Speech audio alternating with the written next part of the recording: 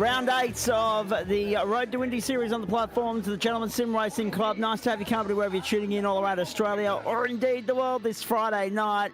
It's the first Friday night of September. It's the end of week 9 of term 3, but we're playing catch-up with 3 rounds left of this Indycar series tonight from the Circuit de Magny-Cours in France, next week from the Red Bull Ring in Austria, and then onwards to the Indianapolis Motor Speedway to bring the curtain down as the only part of official club racing activity on week 11. Now, there's the updated championship points and information for you coming into this round. Cars will be on the grid in about 2 minutes' time, ladies and gentlemen. Good evening once again. I'm Zach Cabin. Joe Baldwin's here alongside me. Nick Fodiatis will be along shortly. Welcome to night 5 of week 9 of term 3 on the platforms of the GSRC across Facebook, Twitch and YouTube. Aidan Luthwaite on top of this points table at the moment on corrected order with the 2 drop rounds taken into the equation. He leads Adam Lavis by 2 points. They are the only 2 in the fight at the moment. Chris Noble back outside on 196, 187 for Paul Wood, and Fred Kahn on 186 points, 166 for Dave Oliver, 159 for Jackson Dyle, 151 for Ashley in 7th and 8th respectively, and 148 for Wayne Visser, while Aaron Russell sits there on 147 points, making up the top 10. Now, good news, bad news. The good news is quite a few of our regular protagonists are on the grid tonight. The bad news for the 2 ahead, Lavis and Luthwaite, is that they will essentially be caught in some way, shape or form tonight. Their margin should shrink because Chris Noble's got nothing to fall back on. Paul Wood's got nothing to fall back on, and Fred Kahn's got nothing to fall back on. Those guys have no drop rounds at their disposal, except actually Fred has 17 points there to play with, so if he scores more than 17 tonight, that will remain his drop round. But what essentially that means is that they are trying their level best to reel these guys in, hoping that they fall over at some point along the way. Luthwaite and Lavis have drop rounds at their disposal. The others, it's playing catch-up, but with nothing to fall back on. They're only going to increase their points haul tonight. We'll wait and see how it all plays out. 3 rounds to go. Joe Baldwin, this championship well and truly alive. We had a couple of changes week on week. I mean, we've got extended push to pass time limits in proximity here. We've also got obviously a change of venue from Magello to Magny-Cours. We've got 27 cars on the grid. We've had 7 different winners in as many rounds thus far. This championship is well and truly alive. It is, mate. Good evening, everybody. Magny-Cours, what a fantastic track to come to in the IndyCar. It's a great venue in anything open wheel and anything with downforce. I love this place. It's got a mix and a bit of a challenge of everything. So, yeah, I'm really looking to see how they go with the IndyCar and the new push-to-pass system as well, Zach. We don't have the 10 push-to-passes anymore with this car. We've got, it's a time thing. 200 seconds are available. It'll show up on the timing tower as we get going. And, yeah, they can use as many times as they like. 200 times if it's 1 second at a time. Yeah, it's really going to throw a new level of strategy into it tonight. So it's going to be interesting to see how the guys adapt to the update to the cars. Got to be sensible with it, though, because, as you say, there's only 200 seconds there. Once that's gone, they're burnt, it's done. Also got to be careful with strategy tonight. We know that based on previous rounds, it could be a 3 or 4 stop race. There are the track and weather conditions for you. 33 degrees the on-track temperature, 21 the ambient, 16 km/h winds in a mostly southwesterly direction. 1 minute past 2 in the afternoon on the 6th of September 2024.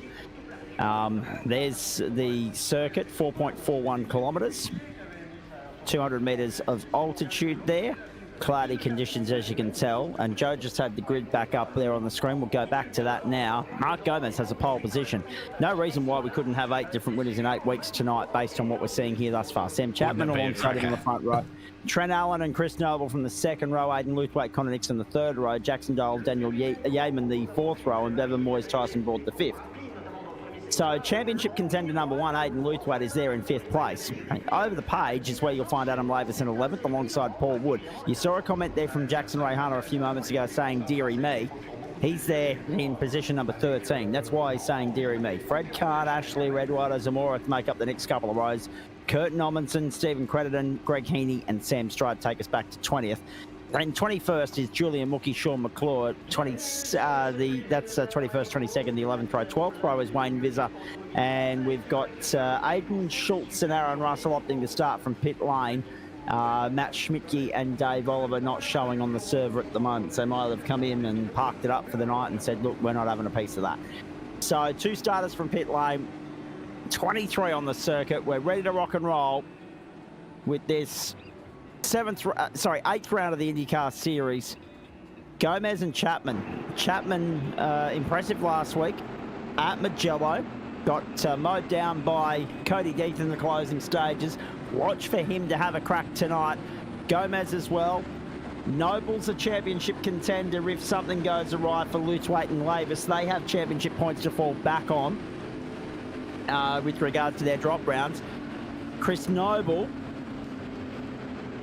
is, and Nick Fodiatis has just slipped me some information with regards to where our competition caution might fall tonight, so I'll get back to that a little bit later on. We won't give that away for those of you at home.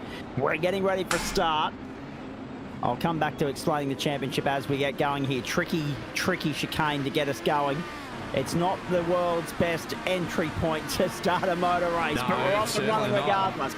It's a shocker, isn't it? Because you're almost single file through there, which spaces the field out. So Eduardo Zamora's off the road already. It's good news, bad news in the sense that when you look at getting through the first couple of quarters here, a lot more chance of doing so without incident if you're single file. But from the rip tear, rush bust, hustle bustle type nature that we love from a rolling start, this circuit is not, the best component or exponent of that. However, we're through the first sequence of corners, the first sector cleanly. It's a good start. It's a good start for Gomez and Chapman and Allen and Luthwaite. Luthwaite up 1 already.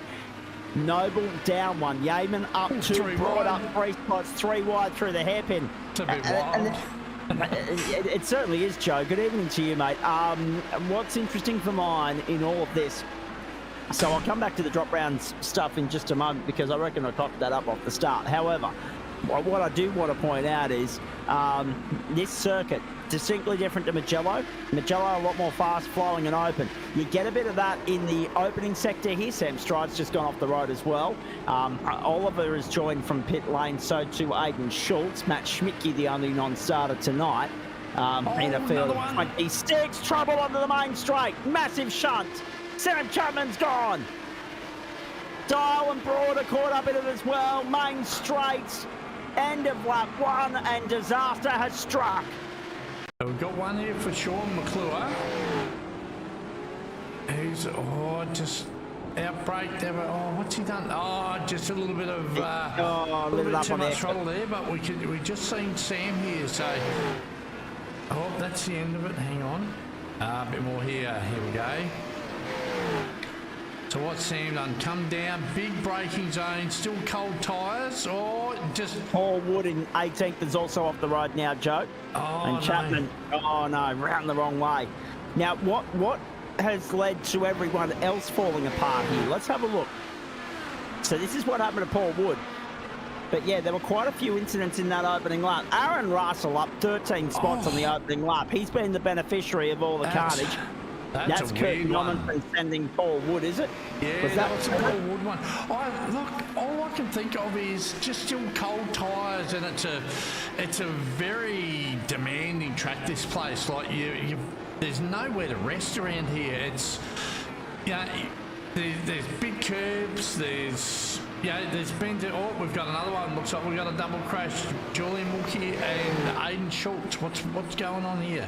And Sam Chapman as well, off again. Up over the top and gone. Julian Mookie and Aidan Schultz have come together. Looks like and Julian might have got away with it.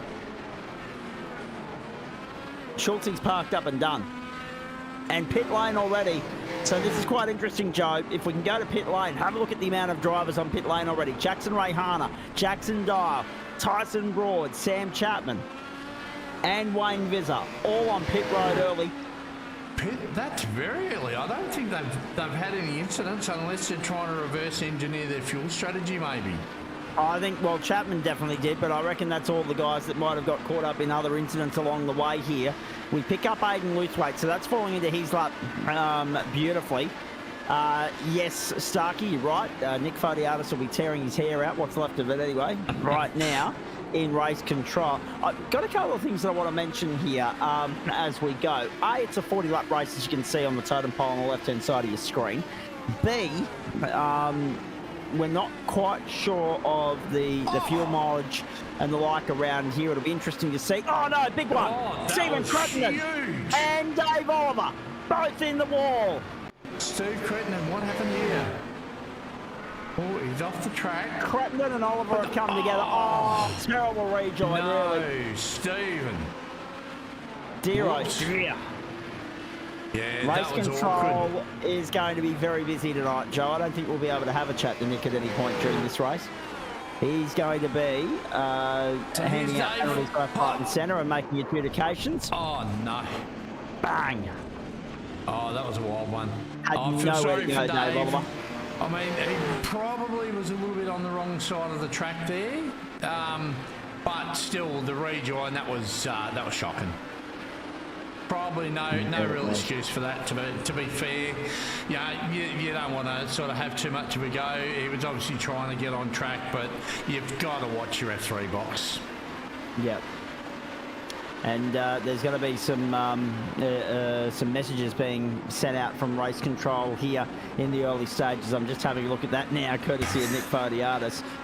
He'll be scrolling down and handing out some penalties. I believe Wayne Visser's copped 5 seconds for avoidable contact. He won't be the only one. Let's go back live. Chris Noble in 4th place. So this is what I was saying about the drop rounds. It's a double-edged sword. So Noble and Paul Wood and Dave Oliver, those guys. Dave Oliver's had a shocker, so forget about him. But the likes of Noble and Wood, particularly, also Ashley, Jackson Dyer, all those guys that have joined the series late or missed a couple of rounds along the way, they can only add to their points haul tonight. With regards to Adam Lavis, Aiden Luthwaite, theirs will be amended based on their 2 worst rounds being dropped from their point score at the end of the night, barring what might unfold here at the moment. Adam Lavis is only in 8th place. He's got better results to fall back on than that. Aiden, however, is in a position where he's in 3rd, so that's not one of his 2 worst rounds. So that'll probably remain as is. Someone like Chris Noble, though, he can only add to his points haul. But the double-edged sword with that, Joe, is when you've only got 0-0 to fall back on at this time of the season, is you can't afford to trip up. And unfortunately, already we're seeing Paul Wood in trouble. We're seeing Dave Oliver in trouble, and Wayne Visser as well. And they're all in the top 10 in this championship. However, in saying that, the one guy that's in the top 10 that started from pit lane, Aaron Russell, 10th on points and already up to 9th on the racetrack, up 15 spots in the early stages. What a charge from him in the opening stint.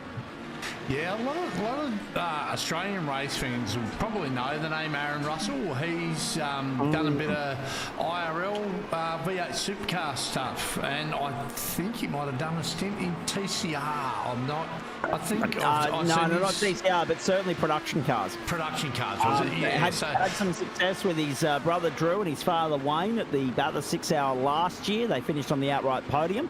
And the other thing as well, you won't know, I'm not sure if I told you this, Joe, if you know Go-Karts Go in the Hunter Valley, Broadmeadow and Kersley, that's the Russells. That's them. Okay, yeah, right. What you also might know, or might not know, is that my first win in karting was against Aaron Russell. He was the one. Yeah. So I didn't have great success in karting. I certainly didn't go on and have the career that Aaron's enjoyed in the sport. But yeah, my first heat win at Newcastle was against Aaron Russell. So there you go. There's a little bit of trivia about Aaron Russell for you. Oh, very nice. But he's just a guy. He comes in. He's always consistent. Oh, and by the way, I think for a number of screens while racing's going on, Chris Stark, I just see put a note up there that he's got 6 going. I think he might outrank you by a couple of screens tonight. So good evening, Starky. Welcome to the stream. That's one for each stubby. That's right. Yeah. One for each one of the pack. Gomez, Allen, Luthwaite. We're on lap... Geez, all this drama's unfolded and we're already on lap 7. So it'll be interesting to see how far these guys go with regards to their fuel burn tonight. Because last week we saw a couple of guys got caught out by that at Magello.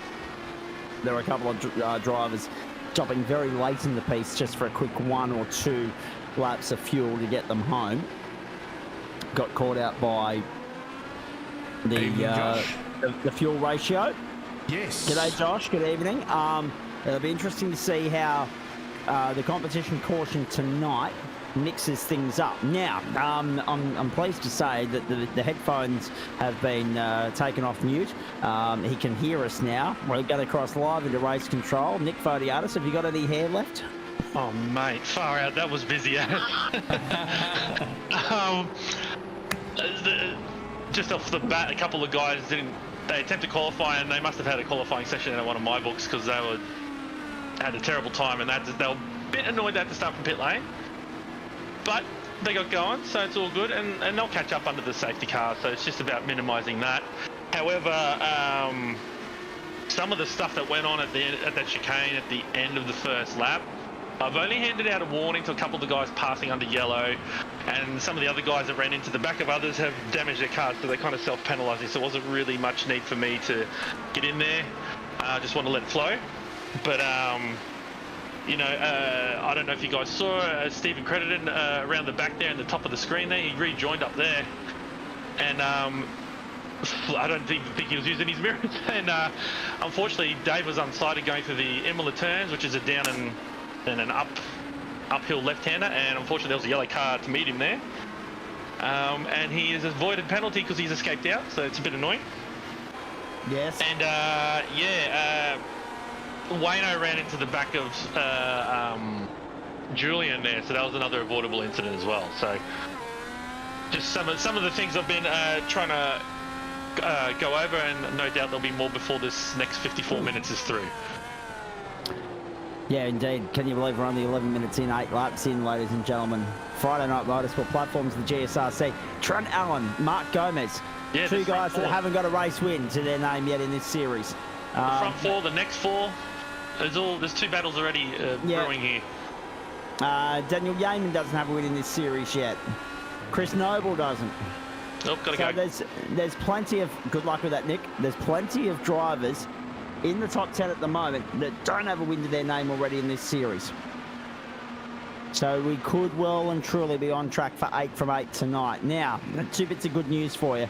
First one is next week we're here for Grand Final week, and we're going to be broadcasting Monday, Tuesday, Wednesday, Thursday, Friday night by the sounds of it, ladies and gentlemen. So all 5 nights, lock it out on the platforms of the GSRC. It won't quite be a grand finale for Indycar, but to compensate that, we are back on Friday, September 20, ladies and gentlemen, for a rip around the Indianapolis Motor Speedway, and we'll elaborate more on that a little bit later on. We're going to go a little bit further into the night than what we normally would. That's all I'm going to say on that for the moment. Now, let's have a look at this. Aiden Luthwaite under serious pressure. Oh, it's going to be huge. Daniel Yeaman, Connor Nixon and Chris Noble giving him the hurry up right now. Jeez, Connor got close in the back there. Didn't he? Didn't he what? Oh, we have movement. Here we do. go. Pit lane. Mark Gomez, Trent Allen, Aiden Luthwaite has stayed out. Luthwaite's going to 10 laps. Gomez, Allen, Yeaman, Nixon, Noble, Russell, all in. Bevan Moyes continues on. Adam Lavis continues on. Ash Lear comes to pit lane. Fred Kahn, I'll keep an eye on him. Will Fred dive? No, he'll go on as well. So pit lane all of a sudden, 1, 2, 3, 4, 5, 6, 7 cars on the lane. Lap 9, their critical number. Now it's interesting. You're looking at the clock. It's a 40-lap race. 9, 18, 27, 36. Yeah, okay, hang on. It's probably a 4-stop race for those blokes. However, does that mean that the others can do it in 3? At 10, 20 and 30. We're about to find out. are we also at a point where we're looking at, well, potentially 9's a minimum for those guys? Maybe it's 10 or 11 that they can get out of the tank, but they're just trying to space it out and even it out. I'm not sure. What also is unknown is where this safety car is going to fall and how that's going to mix up, I could have used another word there, mix up the strategy play for these guys, because it always throws a cat amongst the pigeons. It certainly didn't last week in the same way that it would in other weeks because of where the number fell compared to the fuel ratio, the mileage that everyone was getting out of their tank. Aidan Luthwaite has come to pit lane this time by. Adam Lavis and Bevan Moyes have followed. Nearly 15 minutes gone. That one extra lap, that could, like we did last week. Could be all the difference. Like we seen last week, it can get you track position when the flag does come out. So, Aidan Luthwaite back in the pits. Or did he do the extra lap? No, he did the extra lap. He did the extra lap. Sorry, my bad. I should have been paying a bit more attention. If the phone had stopped ringing, it'd make life a lot easier. It's made bugger all difference, Joe. Not a lot. No, He's come out directly in front of Yeaman and Nixon, just as he was earlier. They've gapped Chris Noble, though. Is Russell back in the pits? Aaron Russell, yeah, well, look, it would appear so. It would appear as though he's back on the lane. So that's a strange one. Oh, yeah, he's got damage. Have a look at the front wing. It's gone. It's part of the coverage of the car. Aaron's run into trouble. On the previous lap, let's have a look at it. This is coming down to the hairpin. Sam Stride. So what's happened here? He's gone straight off the road. Oh, no, he's had enough. Stride's night's done. We've had 3 retirements already. Stephen Crediton and Aidan Schultz being the other 2. Yeah, so Aaron Russell's what on earth has happened to Aaron Russell? Got no front wing at all. Trying to find something.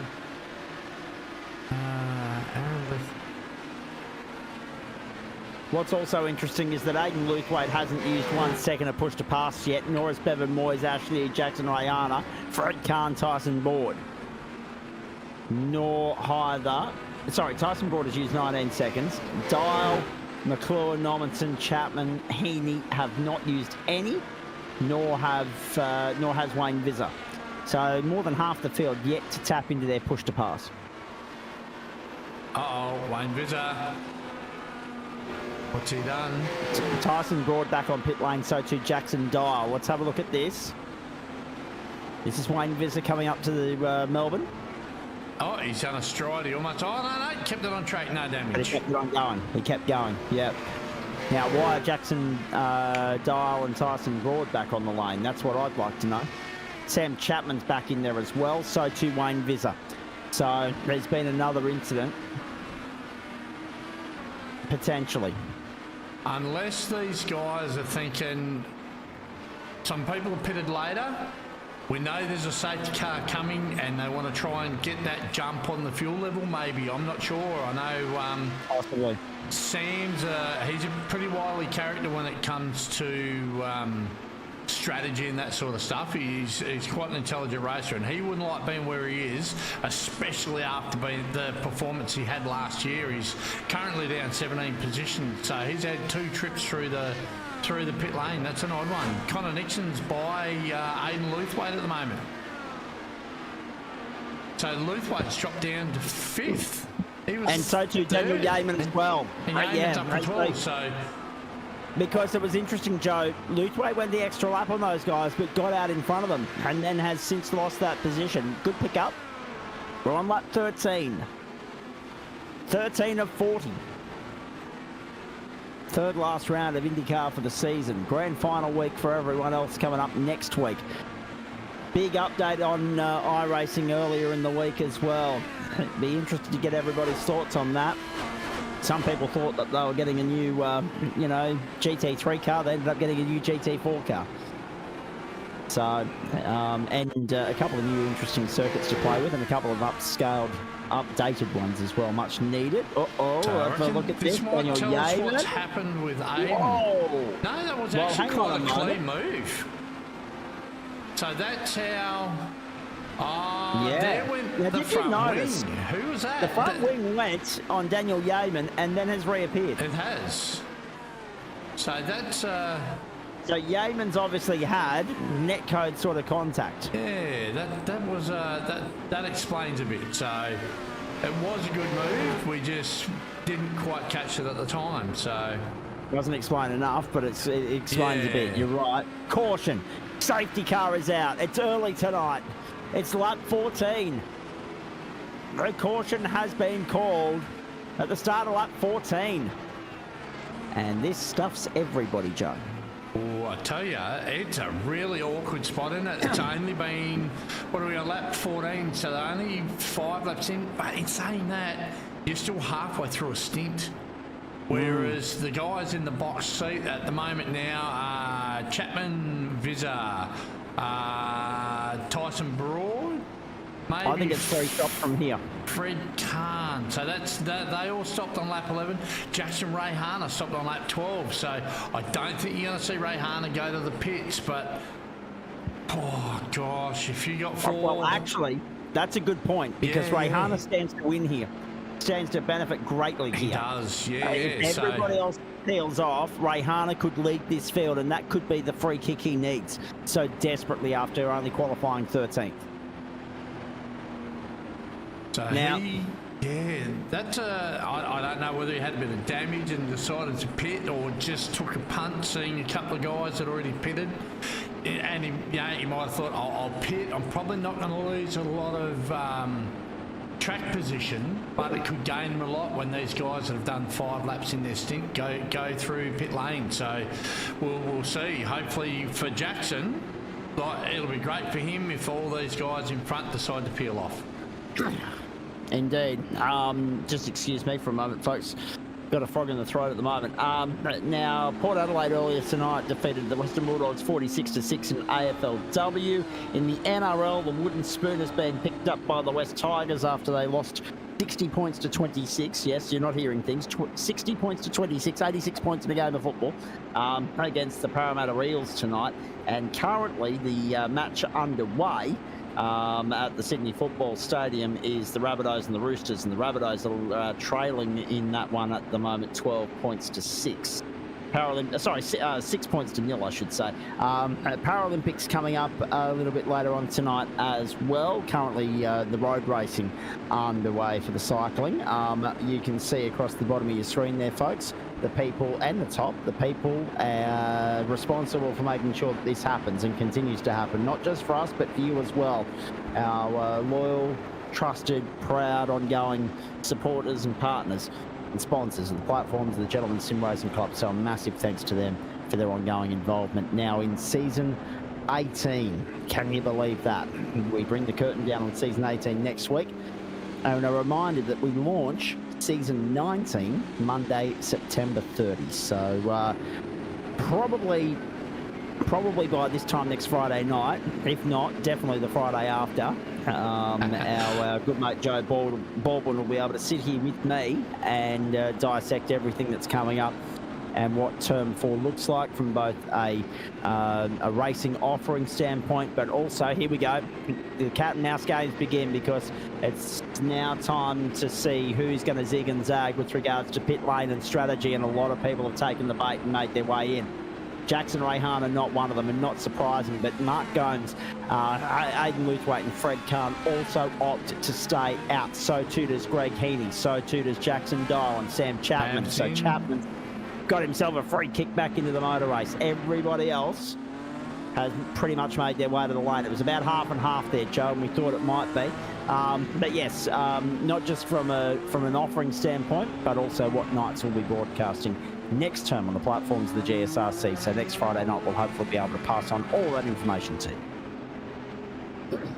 I tell you, I've got to say, Mark Gomez, I'm surprised he didn't pit. I really am. I mean, I know track position is everything, but when you're 3 laps worse off on your fuel than a guy that's, he's a known quantity. Jackson Rayhana, everybody knows he's fast in open wheel cars, as is Aidan Luthwaite, but Jackson's got two, he's good to the tune of 2 laps worth of fuel. So it's, it's quite interesting that they decided not to pit.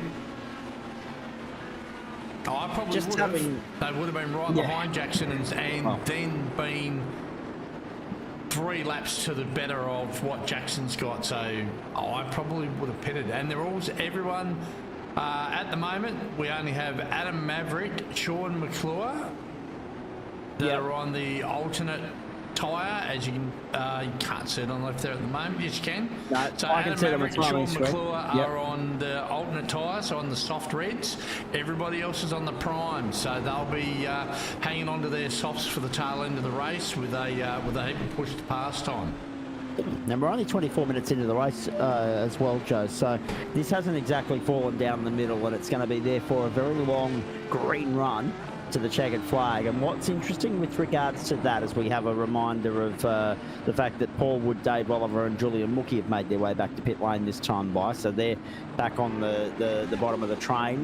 Dave Oliver's been on pit lane for a couple of seconds now. Julian Mookie, Paul Wood getting their lap back, so everybody's going to be back on the lead lap at the end of lap 15 here. Those guys are going to be well off the tail of the field though, so it's at the discretion of the clerk of the course, our mate Nick Fodiatis, as to whether I'll go around one more time or whether the lights are out on the safety car. We might be able to have a look at that actually, Joe, if we can get a look at the safety car and see what's going on there. Will they go around again, or will we go green this time by? Green this time by, I think. Yeah, it does look like the lights are out on the safety cars. So Dave Oliver, Paul Wood, Julian Mookie still a long way off the train here. We're ready to rock and roll again once more, ladies and gentlemen. I mean, this season so far, John Merritt won round 1, Adam Lavis won round 2. Round 3 was picked up by Julian Mookie, of all people. Great to see that the experienced old hand of Valuable Indycar racing has still got it. Round 4 was picked up by Aidan Luthwaite. Round 5 of this championship was picked up by young Liam Reston. Cody Deeth was the winner last week. The winner in week 6, of course, was Sam Katakazinas. So 7 different winners in 7 weeks so far in this championship. Gomez, Khan, Rayhana, Heaney, Yeaman, Allen, Dial, Chapman, Nixon, all in the top 10. I haven't mentioned their name as race winners yet. The only race winner in the top 10 at the moment, Aidan Luthwaite, is sitting second. We're back underway. Keep your eyes peeled on Aidan Luthwaite. Could he be the first double-up winner of the season?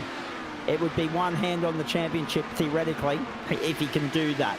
Adam Lavis has got to come from a long way back in 15th now, buried in the pack. This track not the easiest for overtaking. It's tight, it's narrow, twisty, particularly in sectors 2 and 3. It's not as open and flowing as the first sector. Yeaman by Rayhana. So there are trip-up points, and Rayhana's dropped down to 5th as a result of that, Joe. Good pickup, but push to pass will play a bigger role on the run home.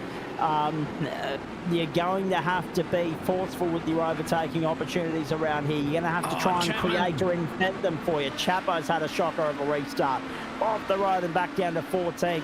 So, with 25 laps to go, all to play for here. And it's opened up beautifully for Aidan Luthwaite, who's following Mark Gomes at the moment. Fred Kahn, Daniel Yeaman and Jackson Rayhana, the top 5. And then Jackson Dial in 6th. 2 Whiskey Business racing cars in the top 3 at the moment. Greg Heaney would be loving this. Oh, absolutely would. Yeah, I tell you, I wouldn't want to be around Sam Chapman at the end of this race. He's going to be filthy, especially after the pace he showed last week. But I guess it really shows the difference in like the style of track that we ran last week at Mugello versus what we've got here at Magny-Cours this week. Yeah. Such vastly different circuits, and it obviously last week Mugello just played to his strengths. Khan loses a spot. Sorry, Joe. Yeaman down the inside, and he goes to 3rd. So Daniel Yeaman making the Melbourne hairpin work to his advantage twice in as many laps. He's also used more push to pass than just about anybody else in the field at the moment, has Daniel. But either way, it's working for him. He's getting that track position up there in 3rd already. So keep your eye on him. You got Gomez and Luthwaite up the front. Gomez has used a little bit, but Luthwaite still hasn't touched the button yet, not once.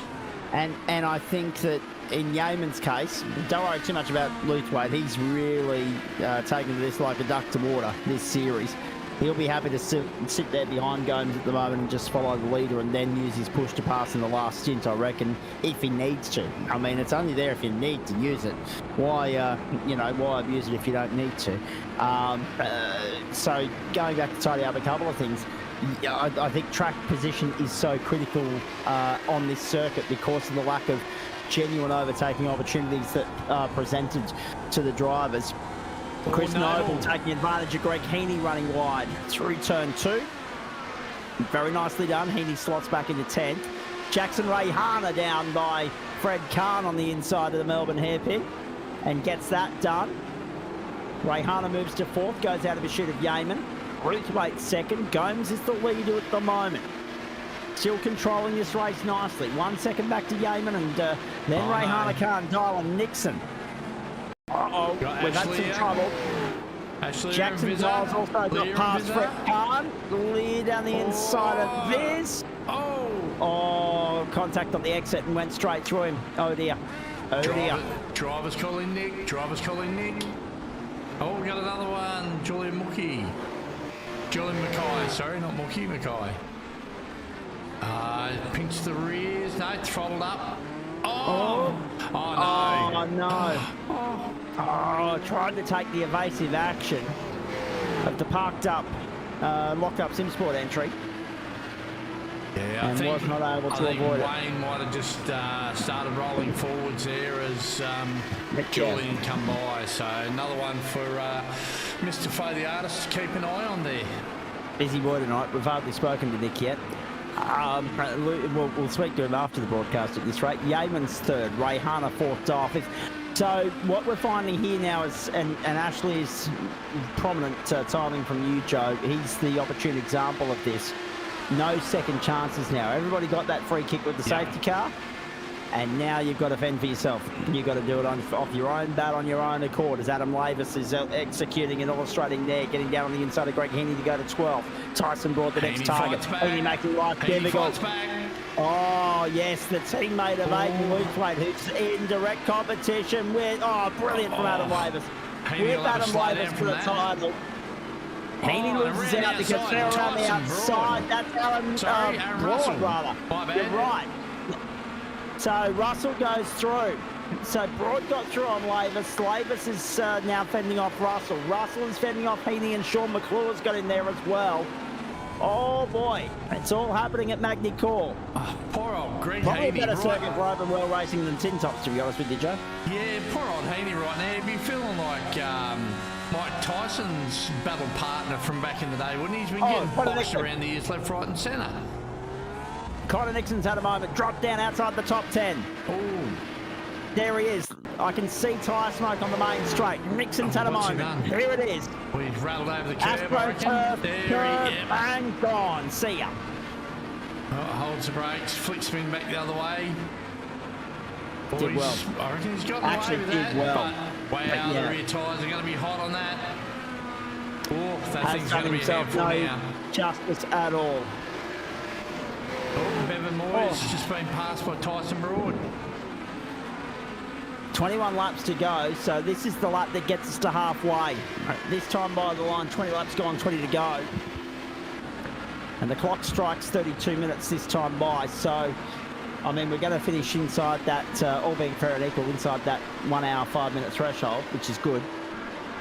We never like going time certain. See the uproar this week, right? See the uproar this week. I won't be watching it. I'll be entertaining a friend and travelling to Coffs Harbour on the day. But see the uproar from the rank and file about them starting the Bathurst 1000 15 minutes later this year at 11:30 a.m. Eastern Daylight Time. Right. Oh, he in the pit lane with Mike Gomez.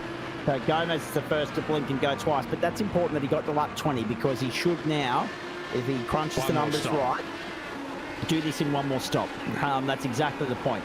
Everybody else, you can't be so certain. So they're crying over 15 minutes? They're crying over 15 minutes because, as long as it doesn't go time certain. Well, hang on, you pack of morons.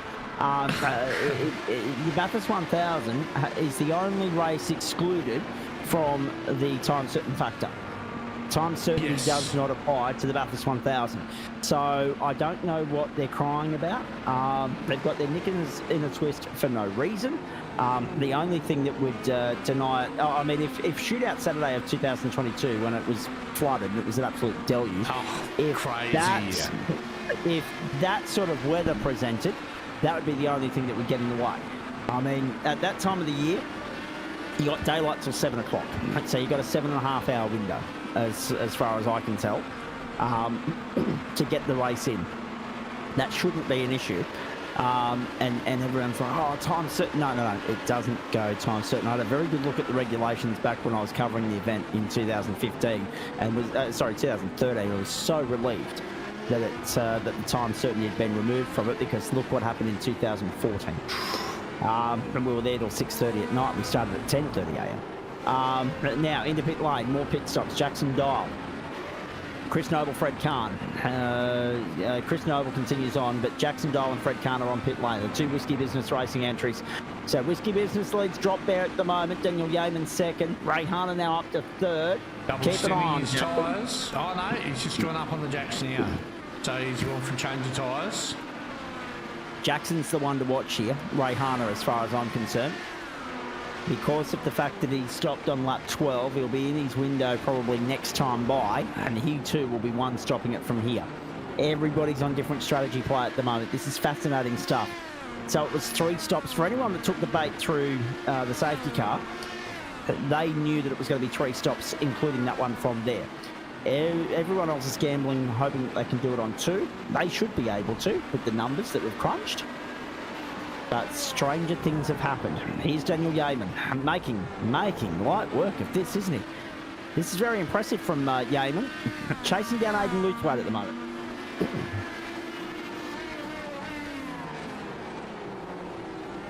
Aidan Luthwaite hasn't even wrapped the wick up yet, but Luthwaite goes to pit lane, Yeaman continues on. Luthwaite has, and Yeaman only stopped on lap 14, Luthwaite stayed out under the safety car. That's the difference. That's right. Yeaman's going to get a chance to lead a lap. Luthwaite comes to pit lane. And Luthwaite is only just now. Luthwaite is only just in the last couple of minutes, Joe, started to chew into his push to pass. You will have noticed as well. 190 seconds left on that for Aidan Luthwaite. Yeah, and Adam Lavis back out onto the track now. Luthwaite's stop was 7.42 seconds. Onto the alternate rubber. And Russell's got Connor Nixon putting the blowtorch on the rear of his car. Connor get a move over and under. No, can't make it stick. 2 guys that are fighting back after having issues earlier in the race, and Russell doing so nicely actually. He's been in the pit lane 3 times already, and started from pit lane, so it's showing as 4 stops, but it's only 3. He started from the lane, he worked his way up to about this point in the field. Here he is, Bevan Moyes.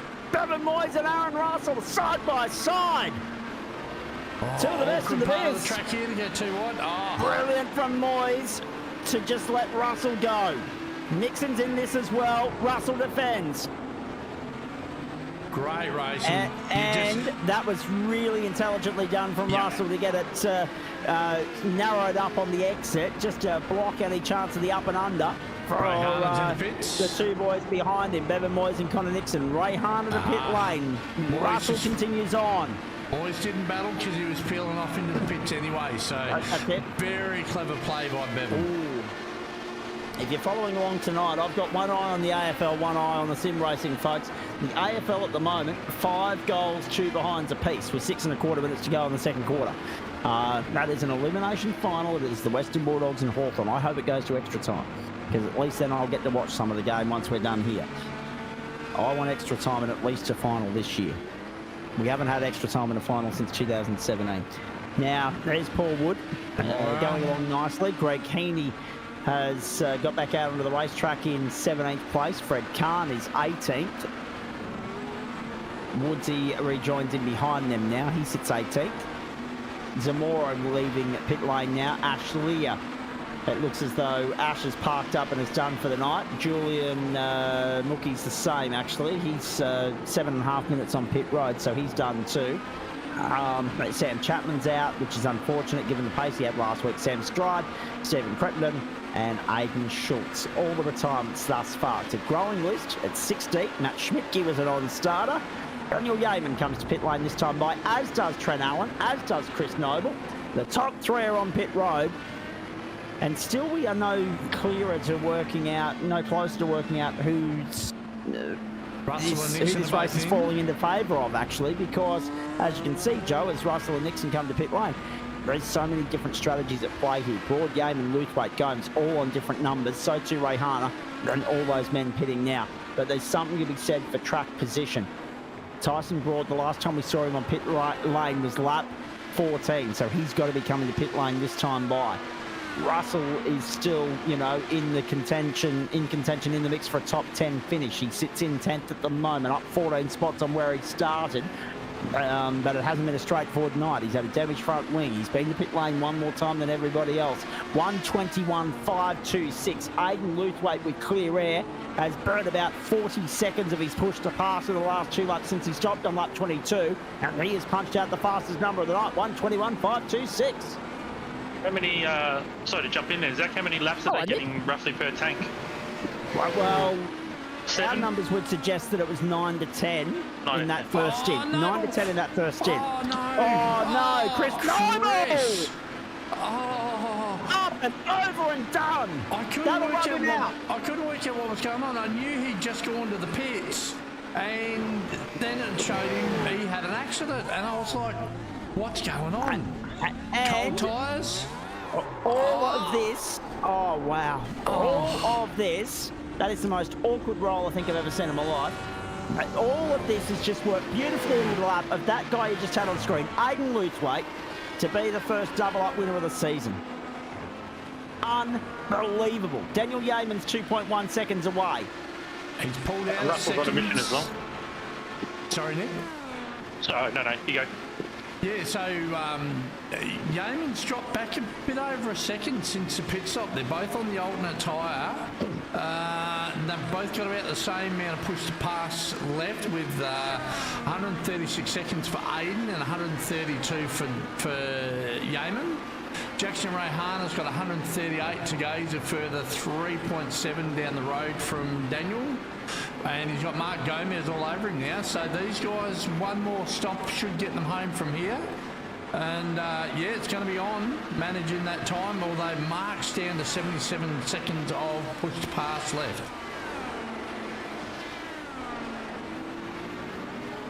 Yes, he's burned up a lot more than those around him. In fact, he's the only one, apart from Dave Oliver, on the front page of the timing screen in double digits at the moment. Adam Lavis coming down the main straight right now. You can see him on your screen. He's sitting 7th. He's sitting 7th. Zero incidents as well. Tyson Broad. Yes, he's going well. Yeah. He's getting the bonus for that. It's an interesting point of the championship, Nick. I mean, it's pretty clear cut now that Noble's had that moment unfold that it is now down to a 2-horse race, if it wasn't already a 2-horse race coming into the night. And Aidan Luthwaite is going to be hard to beat at this point.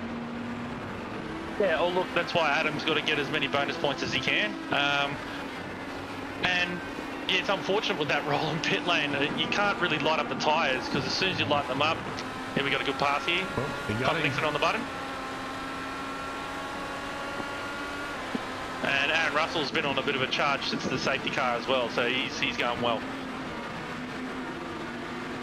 Yeah, unfortunate for Chris Noble there. He's just got to, I guess, he's now a lap down, but he's just going to minimise the damage now. But he's now parked up, actually. Oh, okay.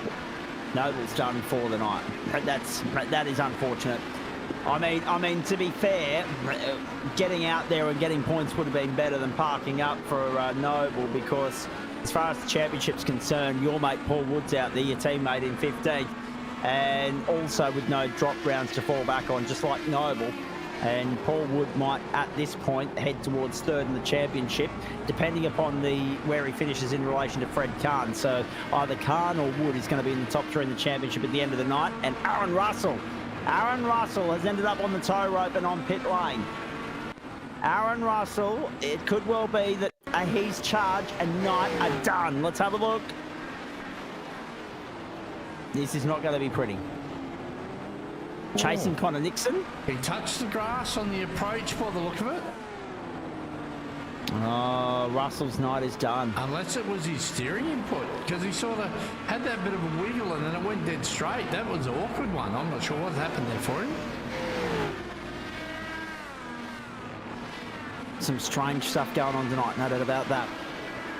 But we're also heading towards, we're on lap 28. We're only, the end of lap 30 is the critical lap as far as we're concerned. I'll hit a new personal best as well. Justin Broad, Fred Kahn and Dave Oliver all set PBs. Yeah, the timing screen's lighting up green at the moment. Well picked up, Nick. And I read that one with Brooksy saying Aiden's had a couple of good nights of racing, as I'm pretty certain he won the race last night in the Porsche Elite Cup, I think, from memory. So he's right, and it just shows how diverse his skill set is. You know, running and dedicated. Porsche Cup last night, and now the Indy cars. Now, probably two more different cars you would struggle to find with driving style and just how you've got to attack the track with them. So yeah, it's a good skill set there for him to be able to do it, and he's just absolutely put the mods on Dan Newman at the moment. So yeah, thanks, Greg. Yeah, he did. He actually drove really well last night. I don't think he put a toe wrong all night. So, and he seems to be going for the same thing tonight, so I don't think he's put a foot wrong tonight. So great couple of nights of racing for Aiden, like you say.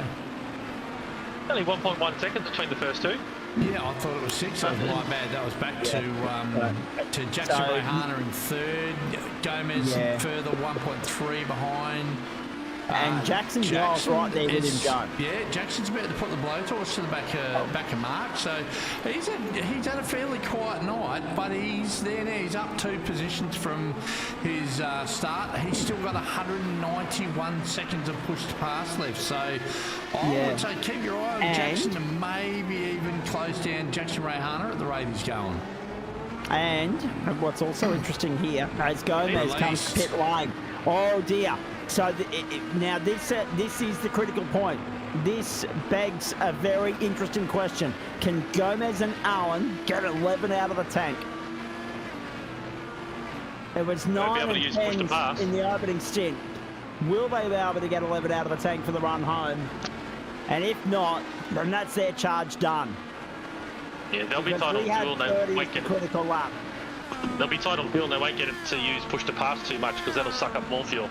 Exactly. So Allen and McClure back out onto the circuit now, and Gomez in 9th, Allen in 11th, McClure in 15th. Greg Heaney comes to pit lane as well at the end of lap 29. So there's a few that are going to be tripped up here with regards to fuel and strategy. You've got your wish, Nick.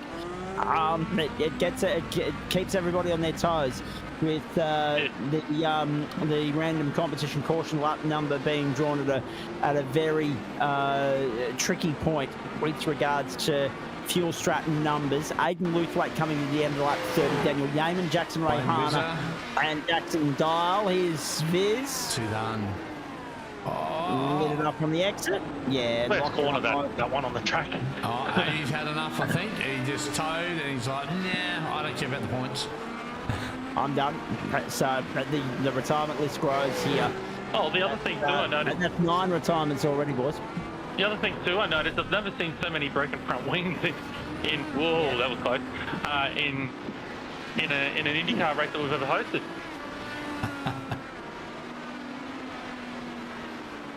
Yeah, Trent Allen, he only did that, Greg, because someone a little bit about my height might have speared him in lap 2 when he locked the rears down at the hairpin. So, yeah, sorry, Trent, wasn't on purpose. 7:3:45, Hawthorn lead.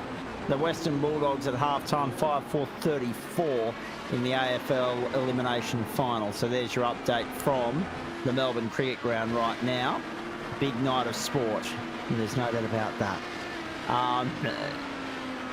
And if you want anything to watch after about 11 o'clock, ladies and gentlemen, Australia is taking on Scotland in the 2020 International. And I'm not actually, I love my cricket, but I'm not that desperate.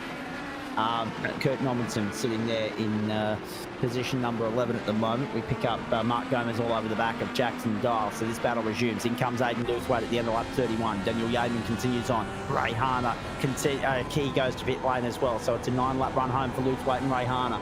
I think Ray Harner's out of contention at the moment, but Lewthwaite's I think, actually, what's interesting here, boys, this race has flipped on its lid. Lewthwaite's burnt up more of his push to pass now. 73 seconds left. Yeaman has still got 108 seconds of it. It's shrinking. It's diminishing at the moment. He was on the button there momentarily. It's now 107.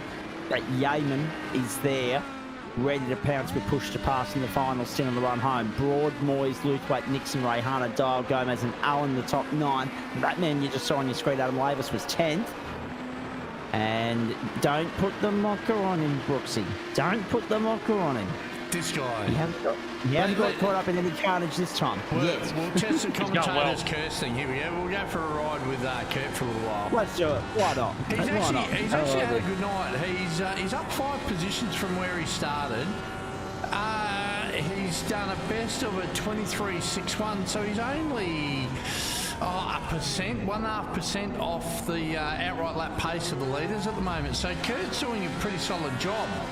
He's certainly nothing to hang his head about. He's not far off Adam Maverick at the moment. I think he might still have one more pit stop to make, but solid result for Kurt.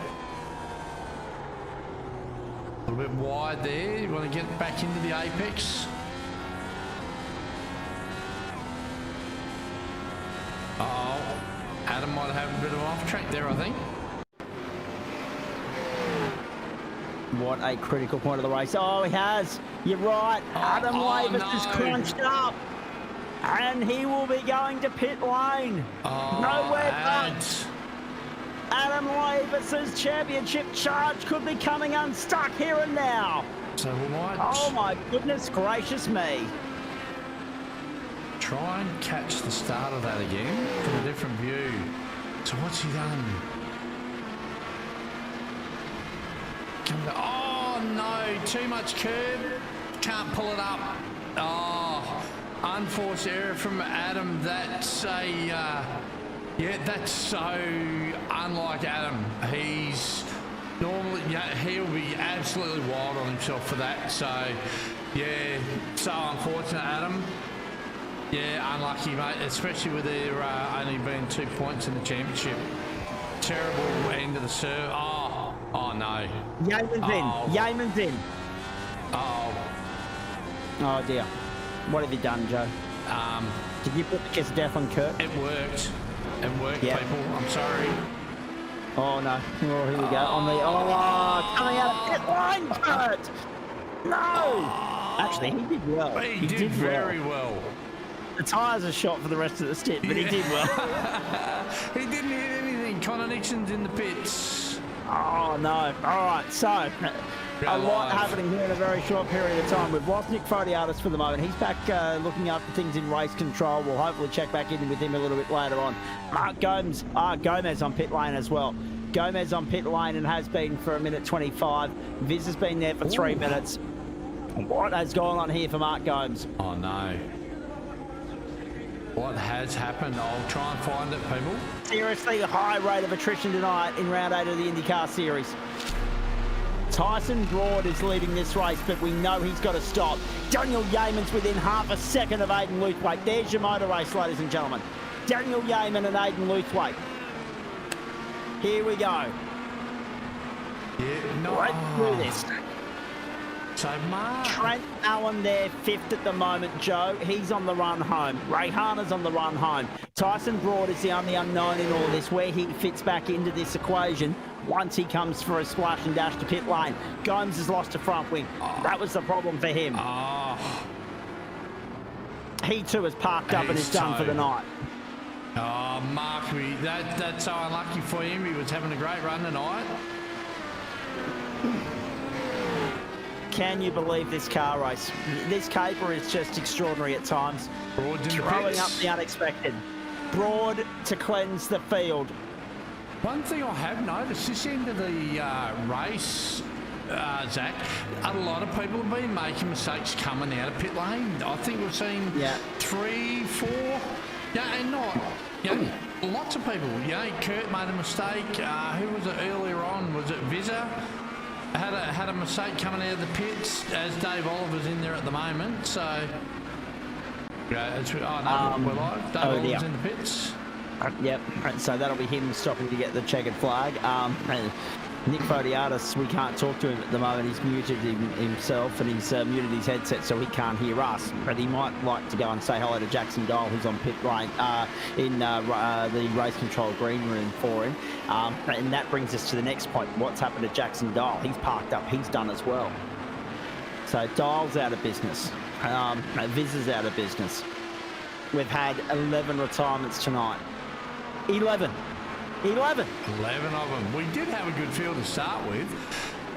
We started with 26. We did. Well, Viz is still 15, there. The way we're going at the moment. If Viz can get back out and put another 2 laps on the board, he'll be classified at 75%. Everybody else has checked out, so they're gone. But they won't get classified even if they have completed 75% because they've checked out.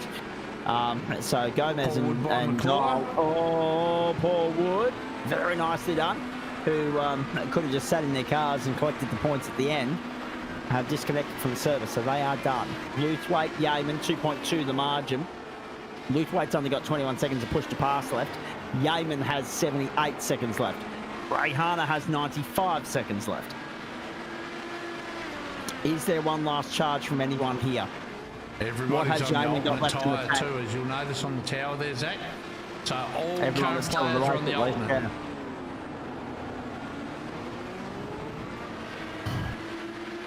You just never know what to expect when you rock up for a Friday night IndyCar spectacle. Yes. He does. Good evening, Chris Stark. Oh dear, brilliant. Yeah, so that's Brooksy putting the kindling underneath Starky to get some action happening.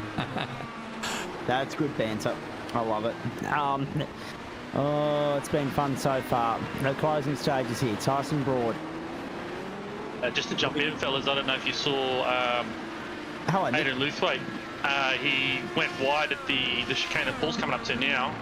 Had a slow down, and Connor Nixon tried to get around the outside of him, and he didn't give him any room. So just gave him a warning. No penalty there, but just a really awkward incident that could have been avoided.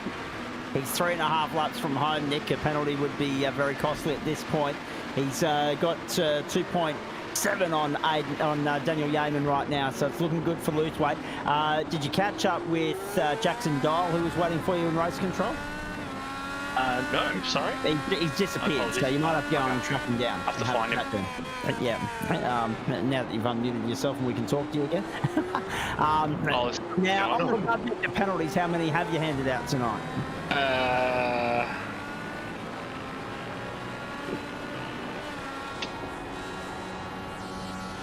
3 and 2 warnings. Oh, actually, that's better. A lot of it's been like, well, there's one big neck code, and then there's just one was no further action because they self-penalised in the end and removed their front wing. So, yeah. Tyson Broad, fastest lap of the race, 1:21.449. Really giving it a crack in the final stages here. Down the inside, Paul Wood to 8th. Paul Wood to 8th on Fred Kahn in the fight for 3rd in the championship at the end of this round. Big move from Paul Wood. He was stalking him for a while there. That's why we're on board. It's actually the closest battle on the track at the moment. Actually, Trent Allen, what's he got going on? He's got Tyson Broad.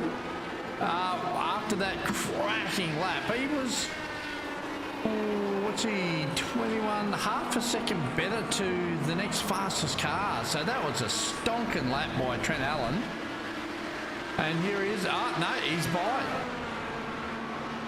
So Broad to 4th. Got by on the inside of Allen. And a 1:21.070 to good boot. To measure. Oh. Okay. Here we go. Laver's trying to get back on. This will be Kurt Novinson. This will be 13th and 14th. 2 laps to go next time by the line for Aiden Luthwaite, who leads by 3.2. So the result almost beyond doubt right now, and we'll have our first 2 race winner of the season, and the streak will be over at 7. Austria next. Whoa! Jeez. Nice. Broad and Allen still going at it, and I think that might have been a little bit of lap traffic giving way to those blokes. My apologies for giving everybody a bit of a scare there. Bevan Moyes has dropped out 2.5 seconds on that. Oh, Closing stages. It, Mav, oh, here we go. Mav on... Trent Allen on pit road. Trent Allen on pit road. Here comes the move. Lavis on Normanton. Yeah, and we suspected that might be the case. Lavis sent it deep. Oh, Locked it up on the exit. back. Normanton came back alongside. Lavis covers him off, though. Have a look at that. Lavis will cover this off. In the side-by-side race on the run-up to the chicane. Oh, wow. And he would have had a slow down there. Yeah. Great battle by Kurt. He's picked one hell of a race car driver to try and pick a fight with. So Trent Allen on pit road. Oh, no. He's been there for 30 seconds. Has he been done for speeding on the end of the pit lane? Pit lane, no. Oh, Can you unlucky. believe this? Another contender whistled out of it. There's Ray Hunter holding on the third. He's seen off the challenges of Broad and Allen and Nixon. Throughout the course of the night, Ray Hunter's heading back to the podium. 10 positions gained tonight. This has fizzled out in some respects as the last lap gets underway. Aiden Luthwaite's on his way home. White flags in the air. Let's go.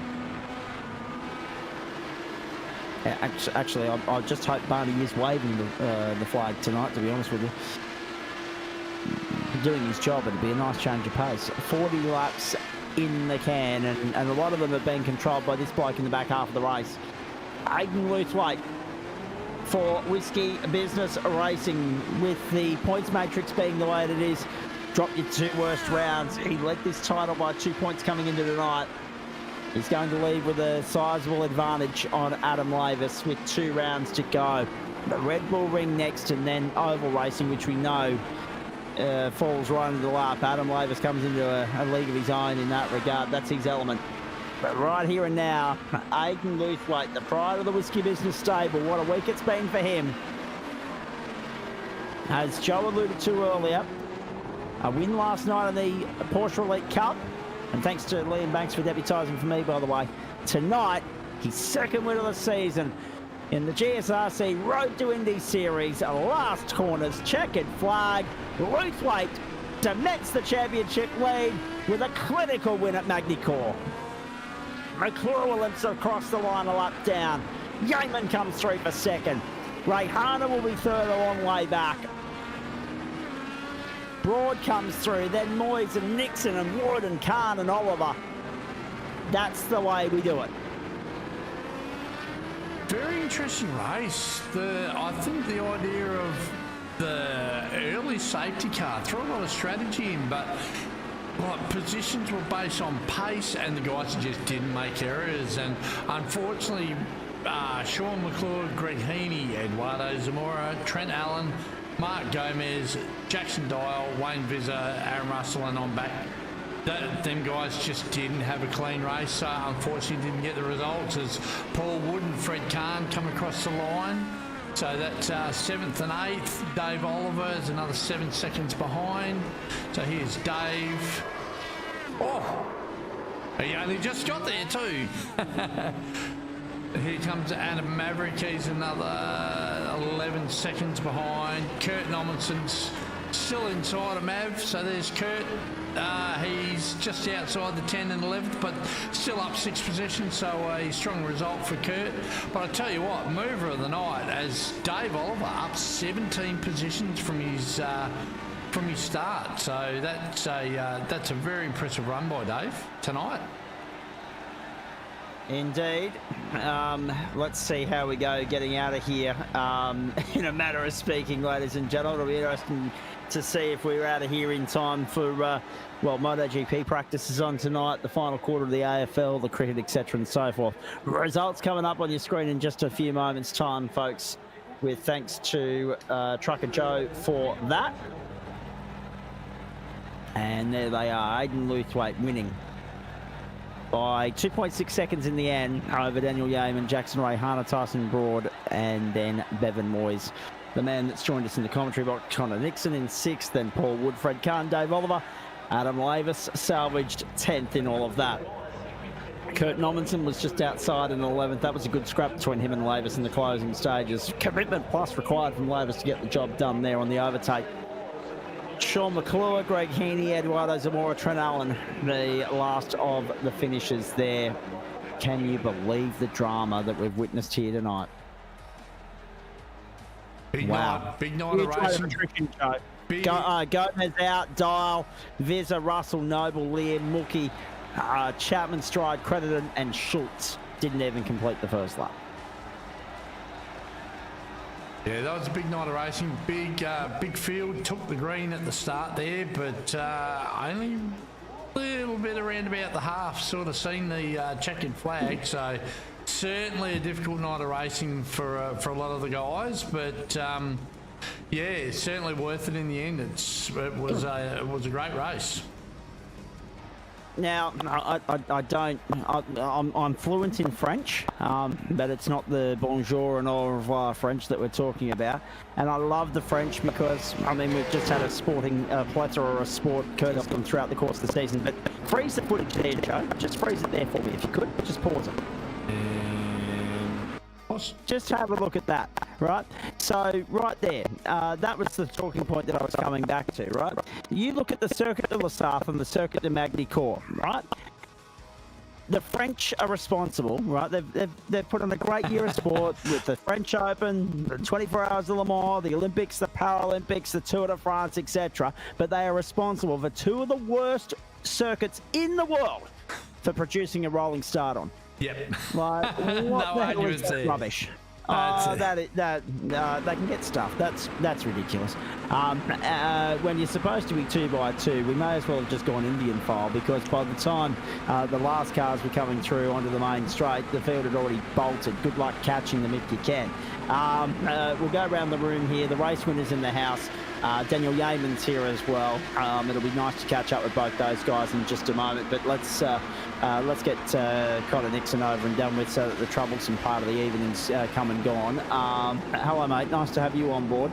It was looking good. Is 6th the fair reflection of what you were capable of tonight?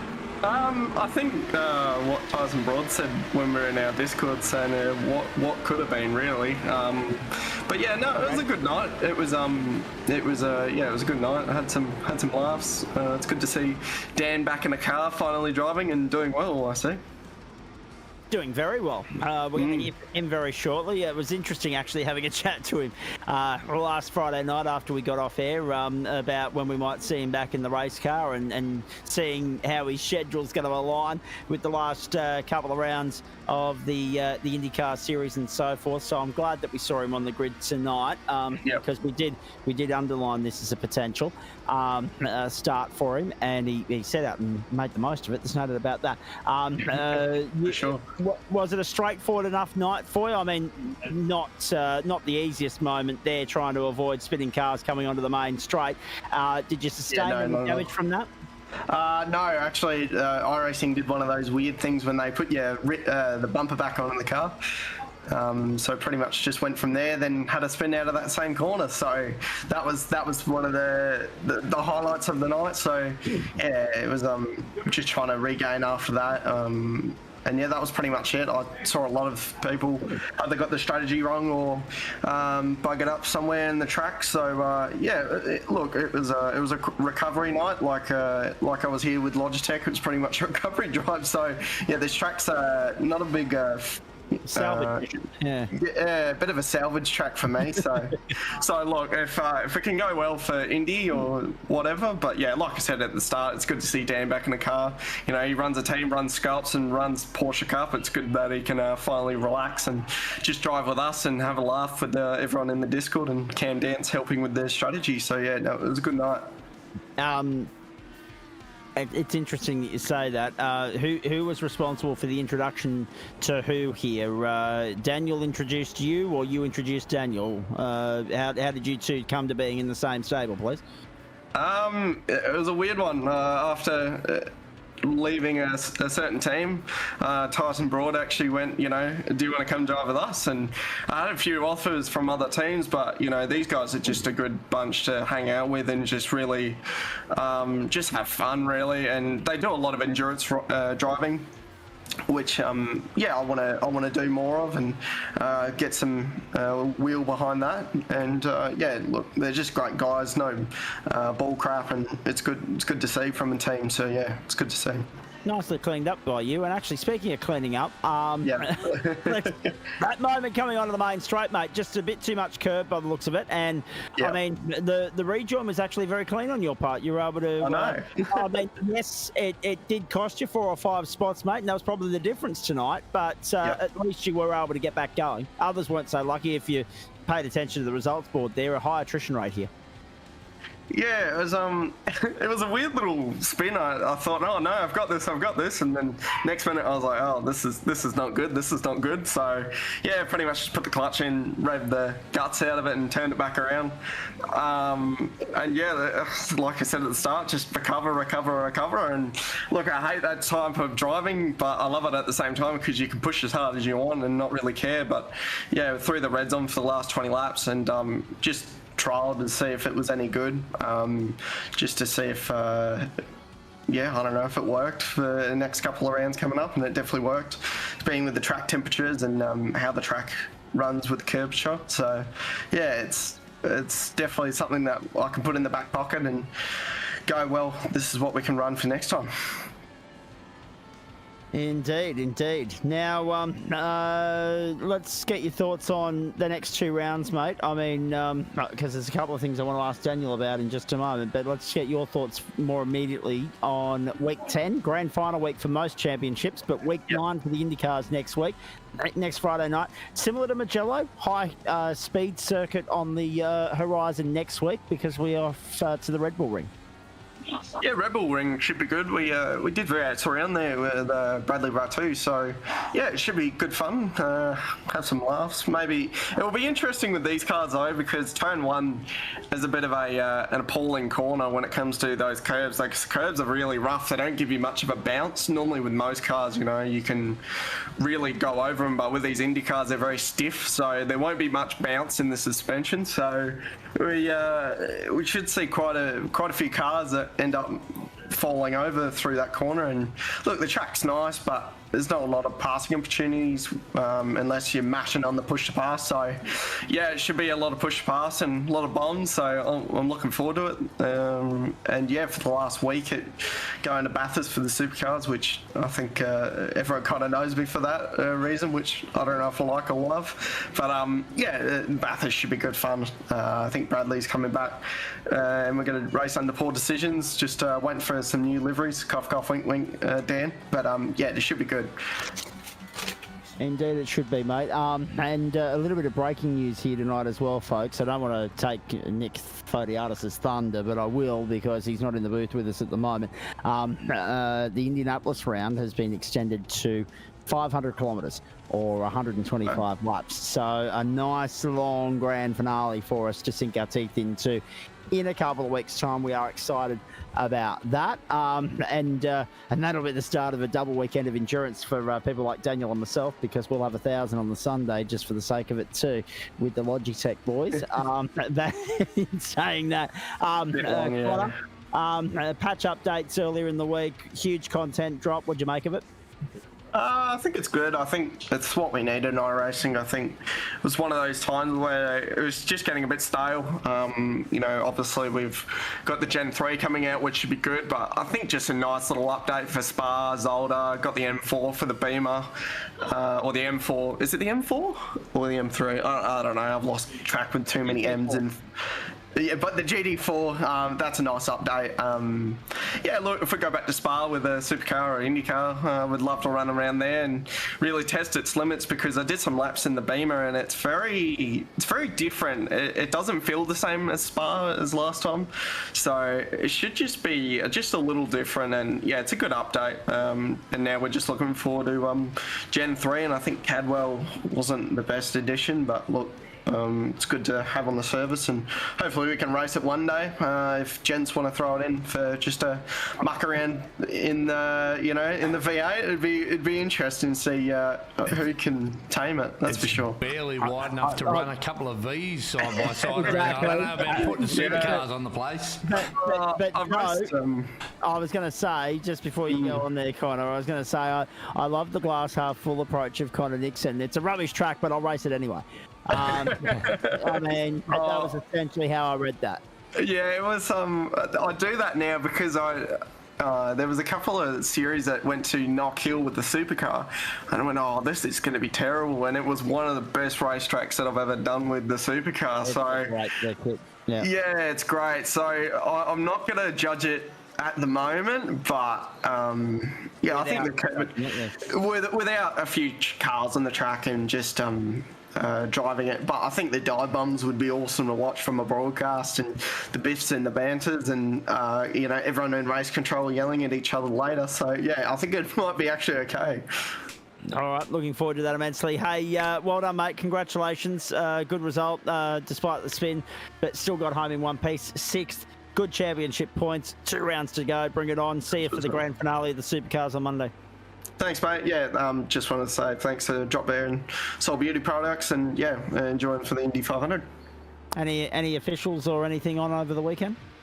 We might do. I don't know actually. I think I've got Sunday SRW, so I might wrap that up finally and see what I can throw at Rehan. If we can. I did well at Sandown, so look, if we can go well with SRW and a few other events, it might be okay. Might be a good little weekend.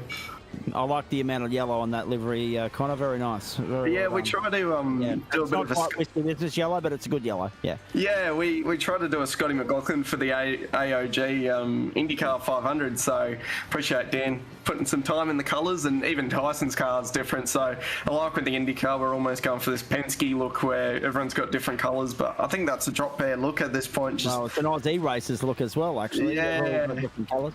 Yeah, I think that's just a Drop Bear look. Like, I run the grey Mustang when I do some rounds. So yeah, I think it's just how it is. Actually, the one thing I like about Aussie races is they run all these different colours with white. And Joe, just because we don't discriminate, runs predominantly black. I absolutely love the discrepancy. I do love that black colour. The Aussie races, yeah, absolutely. It's still, I do my best John Cena. No one can see me. Got to actually have a chat to you about that very shortly, Trucker. But in the meantime, Connor, thank you. Go well. Yeah, thanks. Have a good one, guys. And well done to Tyson and Dan. And the only reason I asked about Connor's weekend schedule was because as we move to Daniel Yeaman and say congratulations on second, there's a couple of questions that I want to ask you here, but we should point out that they're a committed bunch at Drop Bear Motorsport, because I believe that without dobbing you in too much, Daniel, you're the nocturnal one of the crew, are you not? This year, yeah, I've been doing a bit more of the midnight oil burning. Namely, so far next weekend we wrap it up. Apex Racing League from the UK, been running an endurance series, and we partner up with a predominantly Euro team for that. But I got the guys from New Zealand as well, Orbit Motorsport. So been working with them to run that. There's a chance also for me to actually was with one of their guys, Ethan Bass from Scotland, to test out the new Mustang GT3. Well, this when it was when the series kicked off. The Mustang was the shiny new car at the time. Being a bit of a mixed bag for that one there, but yeah, that's been involving 3 a.m. starts on a Saturday morning. So that's been a bit of a wild one in terms of adjusting, and it's often come after weekends where I've done things for V8 Scops and the support categories on a Friday night. So sleep has been short in supply on a Friday night, Saturday morning. Yeah. But that'll hopefully it's winding down next weekend, so we can start getting back to a bit more of a normal schedule for now. start rebuilding the sleep tank, mate. I'm reliably informed. My old boy reckons that it doesn't work like that. You can't just sleep in advance and then burn the tank at both ends later, and then try and rebuild the bank back up. It doesn't work like that, but we at least try and make it work like that. Now listen, let's talk about the on-track performance tonight, because that was really impressive from you. Took to that like a duck to water. The Magny-Cours circuit, the car looked hooked up. You kept Aiden Luthwaite honest for a good portion of the night there, mate. That was a solid drive. Second, well done.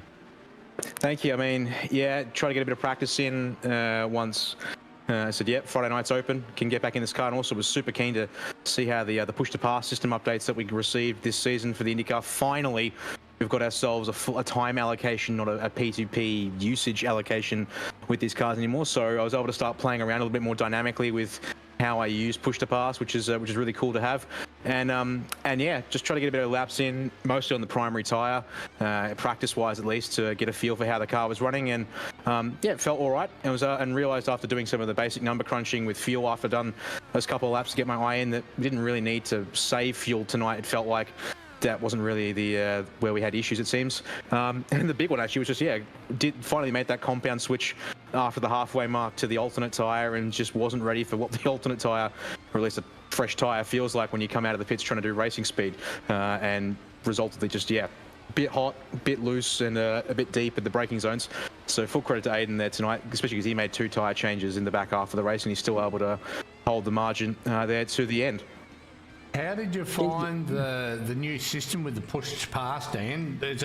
You find it's an easier way of managing it, because you can use it, say, out of the hairpins. You can use it just to get that initial boost, to get the car like moving forwards, and then turn it off, so you can, obviously you got more than 10 presses during the course of a race now. Do you find it easier to manage on a time limit thing, or do you think that the 10 uses of it was probably better, or do you like the current system? Oh no, 100%. I prefer this update we've got, which is now what the Real World Series has had for a few years as well. Just because with the way, at least I'd seen other people use the old system, and I'd sort of come to sort of understand how you'd run the old system, is you just bank the push to passes until the end of the race and then dump them all in like a single lap on the straights that are long enough. Whereas now with this updated system, like straight away, I think on lap 2, I said, okay, let's try 4 seconds out of the turn 3 sweeper onto the back straight, then cut it off and do that. Or yeah, we can use 8, 9, 10 seconds at a time, and use it on the shorter straights where you won't be able to get the benefit of the old system, but you can give, exactly as you said there, Joe, just a little squirt for a couple of seconds, get the acceleration, and get the car up into second or third gear, then shut it off and let the car just do its normal run up to speed from there. Yeah, because I think under the old system, if you lifted off full throttle, that was it. You only got, like, you could press it and it would last for as long as you kept your foot down. But as soon as you lifted off or touched the brake, that was it. You're over and done with. So, yeah, I mean, obviously I haven't tried this system yet, but to me, I know in my brain, it seems like it'd give you a lot more flexibility during the course of the race, and it seems like you exhausted your allocation pretty well there. By the end of the race, you had none left. Yeah, I was able to use it up there on the last lap there in a hope to try and close down the gap to Aiden by burning a whole bunch. I mean, yeah, the only thing is, yeah, the old system was basically, yeah, the 10 activations. They were maximum of 20 seconds per use, just to give you a bit more information on that one there. Yep. So yeah, effectively the same amount of maximum time, just now there's no way to waste time, because the system automatically shuts off if you lift. I think in the UI it says, if you drop below 20% throttle application, it'll cut it off automatically, and therefore it means there's so much more utility available to it in this revised system, and yeah, therefore you can see it used around more of a track in just places maybe it's a short straight, but it's an important hairpin you get a run off of, for example. So yeah, real big thumbs up to iRacing for getting that system updated to match what we get in the real cars. Yeah, great insight. Appreciate that, Daniel. It was just a question I had. I knew that they'd updated, and I just thought I'd get a driver's insight, mate. So thank you. Yeah, no, 100% glad to be able to try it out and be able to give that kind of feedback. Interesting as well. I was just having a thought here whilst you two were chatting about push to pass, and it was great to see an extension of that in terms of the amount of time at your disposal with it tonight. I was having a think It only just occurred to me, we've been sitting here obviously for the last couple of weeks, and it goes back off Connor's comment about one of the new circuits on the server. Great to see he's older, and obviously Spa gets some touch-up treatment as well. But it just occurred to me that we don't have that magnificent little circuit in Mexico that hosts the Mexican Grand Prix and Formula E, etc. I reckon that NASCAR might insist that iRacing does a rush job on that and get that one in there pronto, considering that the Cup Series and the Xfinity Series are heading there next year. So keep an eye out for a Mexican circuit on the server in due course, I would say. But it's the question, what other IndyCar circuits haven't we got yet that we need to have a look at? St. Petersburg would be number one on my list. Gold Daniel, Coast. The Gold Coast. yeah, Joe, 15 years ago, I would have said I would have been right there with you. But they've ruined the Gold Coast circuit. It's not as free They took half it away. Just like that's they right. did at Adelaide with chopping half the Grand Prix track off. And on the subject, I do apologise because there were a couple of moments tonight where I got my hairpins mixed up. The Melbourne hairpin is at Donington Park, not Magny-Cours. It's the Adelaide hairpin. I got my Australian capital cities mixed up. It might also have something to do with the fact that I'm trying to avoid anything South Australian related at the moment, but that's a subject for an off-air matter. Now, it's only been 4 weeks. We'll be right. Hey, let's continue on with you, Daniel, and talk about the racing schedule for you over the next couple of weeks. How are you going to juggle that with your other sim racing broadcasts and work commitments and racing commitments and the list seems to go on and on and on. Livery design, I think I heard Connor dob you in there for. So you're a jack of all trades in this caper. In some respects, yeah. I think the way things are lining up, I think everything thankfully is going to line up one after another. So plans are to come and race GT3 finale at Fuji on Monday. Now that I've been invited to the Pro Split after making an attendance at Algarve on Monday there as well, and got my strategy right bottled by some of the guys there like Dan Benefield and Matt Dench. Broadcasting's on a little bit of a low personally because we've got a few series for SimSpeed TV that are waiting to come back at the current time. So for me, that'll be not Thursday coming up, but basically 2 weeks from now, Thursday, I'll be back on regular broadcasting for the Racecraft V8 Veterans Championship for their 21st season there. And Friday nights for the next 2 weeks are free as well. So that keeps me open to come and race the remaining Road to Indy rounds, as you mentioned there. Pardon me, what was it we said the road course would be? Red Bull Ring, that's right, before this new Indy 500k. So that'll be good to have a crack at those.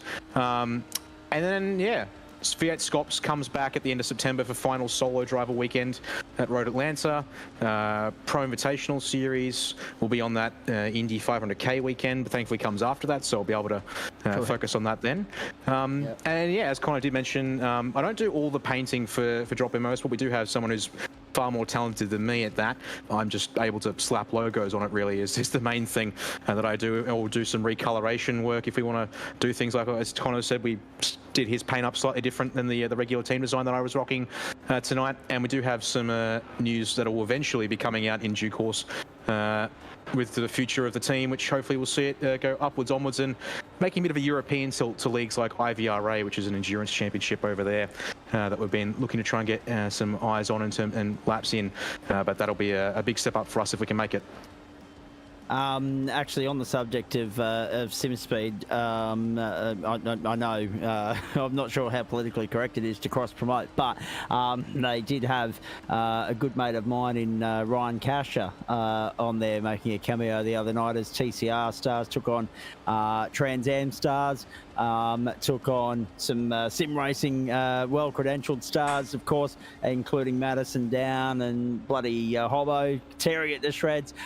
Well worth the look if you've got nothing on this weekend, because Hobbo very much held his own in a car that's given him some grief over the years in the TCR. So go and check that out. I slipped Ryan Casher a message on the on the Wednesday afternoon. I said there's $50 in it for you if it took a particular competitor out. I won't name which one, but he didn't. Someone else did. So I don't know if Ryan passed on that memo, but no one's hit me up for $50 yet. So we'll come back to that later.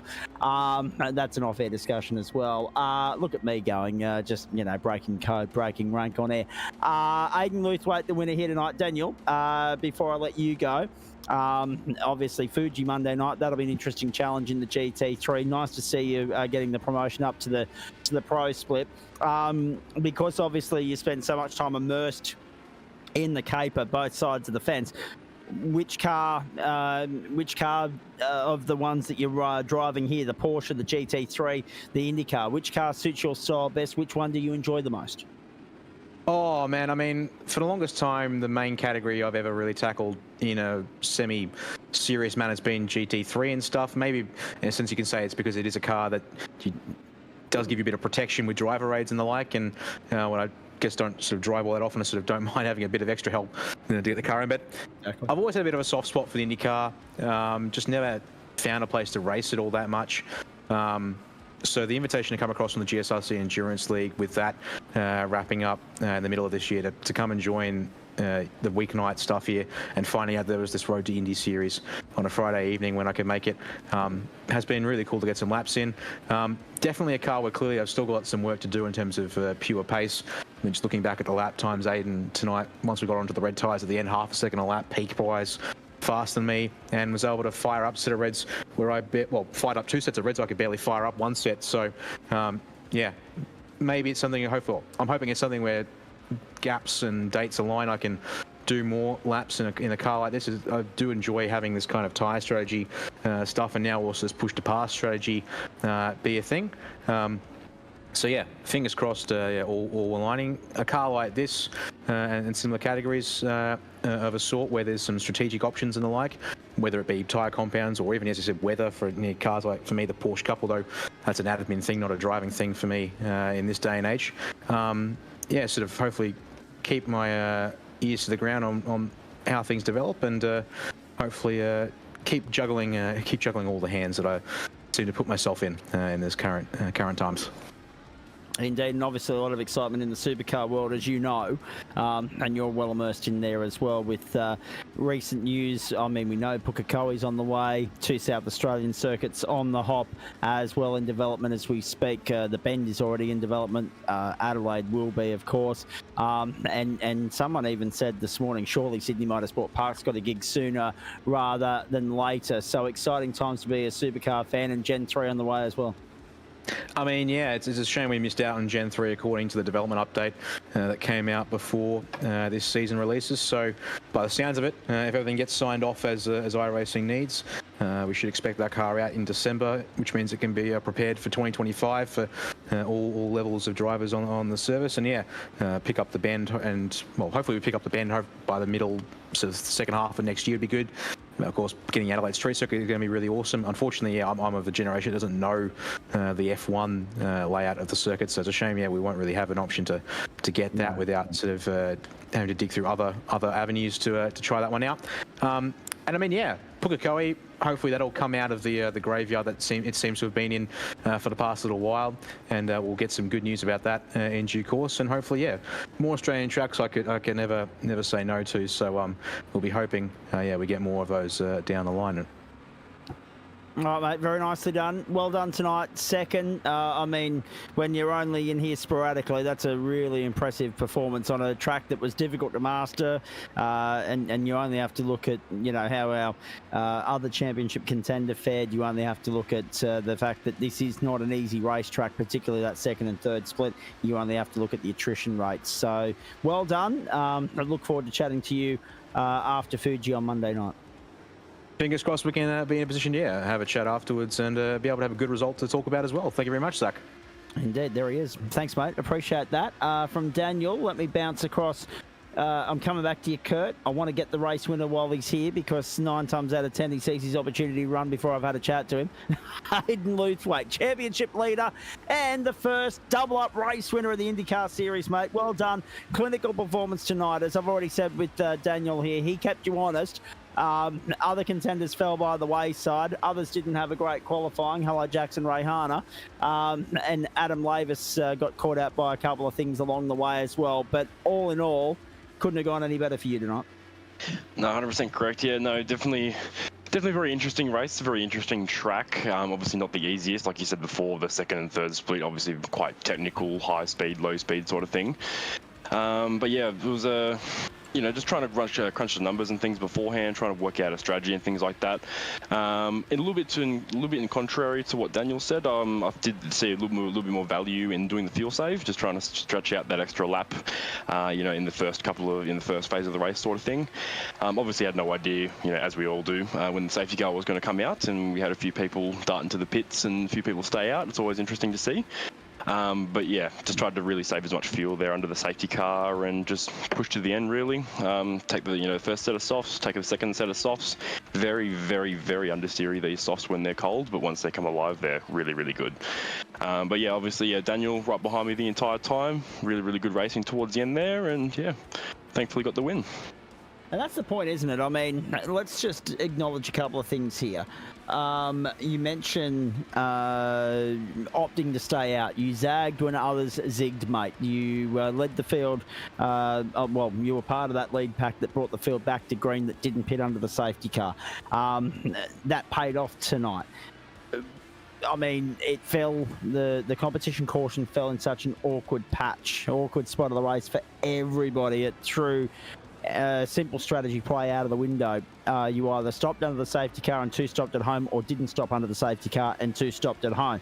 Damned if you do, damned if you don't. But obviously by being closer to the front, you were closer to that clear air, and that ended up being the difference tonight. There were guys that were around you that had, good pace, but they buried themselves in the pack, found it hard to get through, and got caught up in incidents. So what was behind, and I'm sure your team leader will be listening intently here, what was behind the call to stay out? A few different things. Obviously, it's one of those decisions. Obviously, you really make on the fly. We can't really, calculate these types of things. Obviously, with the random caution, I think a couple of things that really did help that situation. Having the extra lap under the belt was really, really good. And I was just doing sort of quick maths in the head, sort of thing, working out, exactly how much fuel, roughly how much fuel I'd have at the end of the caution, blah blah blah blah. And I knew that flat out I could get around 9, just over 9 laps to a tank. And with the amount of laps that were left at the end of the caution, and with the amount of fuel I had left in the tank at the end of the caution as well, I knew that I could pretty much go just about flat out after the safety car. But yeah, I'm not. It's interesting to see the other guys pit. To be honest, obviously they saw value in that, but I didn't. I was not in a position to pit. To be honest with you, yeah. All right, interesting. How happy are you at the moment? You're in a purple patch, no doubt about that. Great results in the Porsches, and backing it up, I didn't see the LMP2 results from last night either, I must say, but I know you've been strong there when you've been in that server. You're hitting your straps with IndyCar. You're going to lead the championship. You're going to have an advantage here over Adam Lavis with 2 rounds to go. What are your thoughts going into these final 2 weeks and finishing the job off and bringing a bit of silverware back to the WBR stable? No, it would be very, very good. I think to bring home the first championship for the team would be very, very delightful. As for Adam Lavis, obviously he seems to be really quite strong in the ovals. So I think Indianapolis, will be a bit of a challenge for me. Spielberg as well, maybe. It's not really a track that I'm overly strong at. But yeah, I suppose all we can do is wait and see what happens and go from there, really. Yeah, but yeah, definitely very, very happy with the advantage that I've taken out tonight, and hopefully we can follow it through. And obviously IndyCar at the Indianapolis Motor Speedway, it's It's historic, it's tradition, it's fitting that we're going to end the season there in a couple of weeks' time.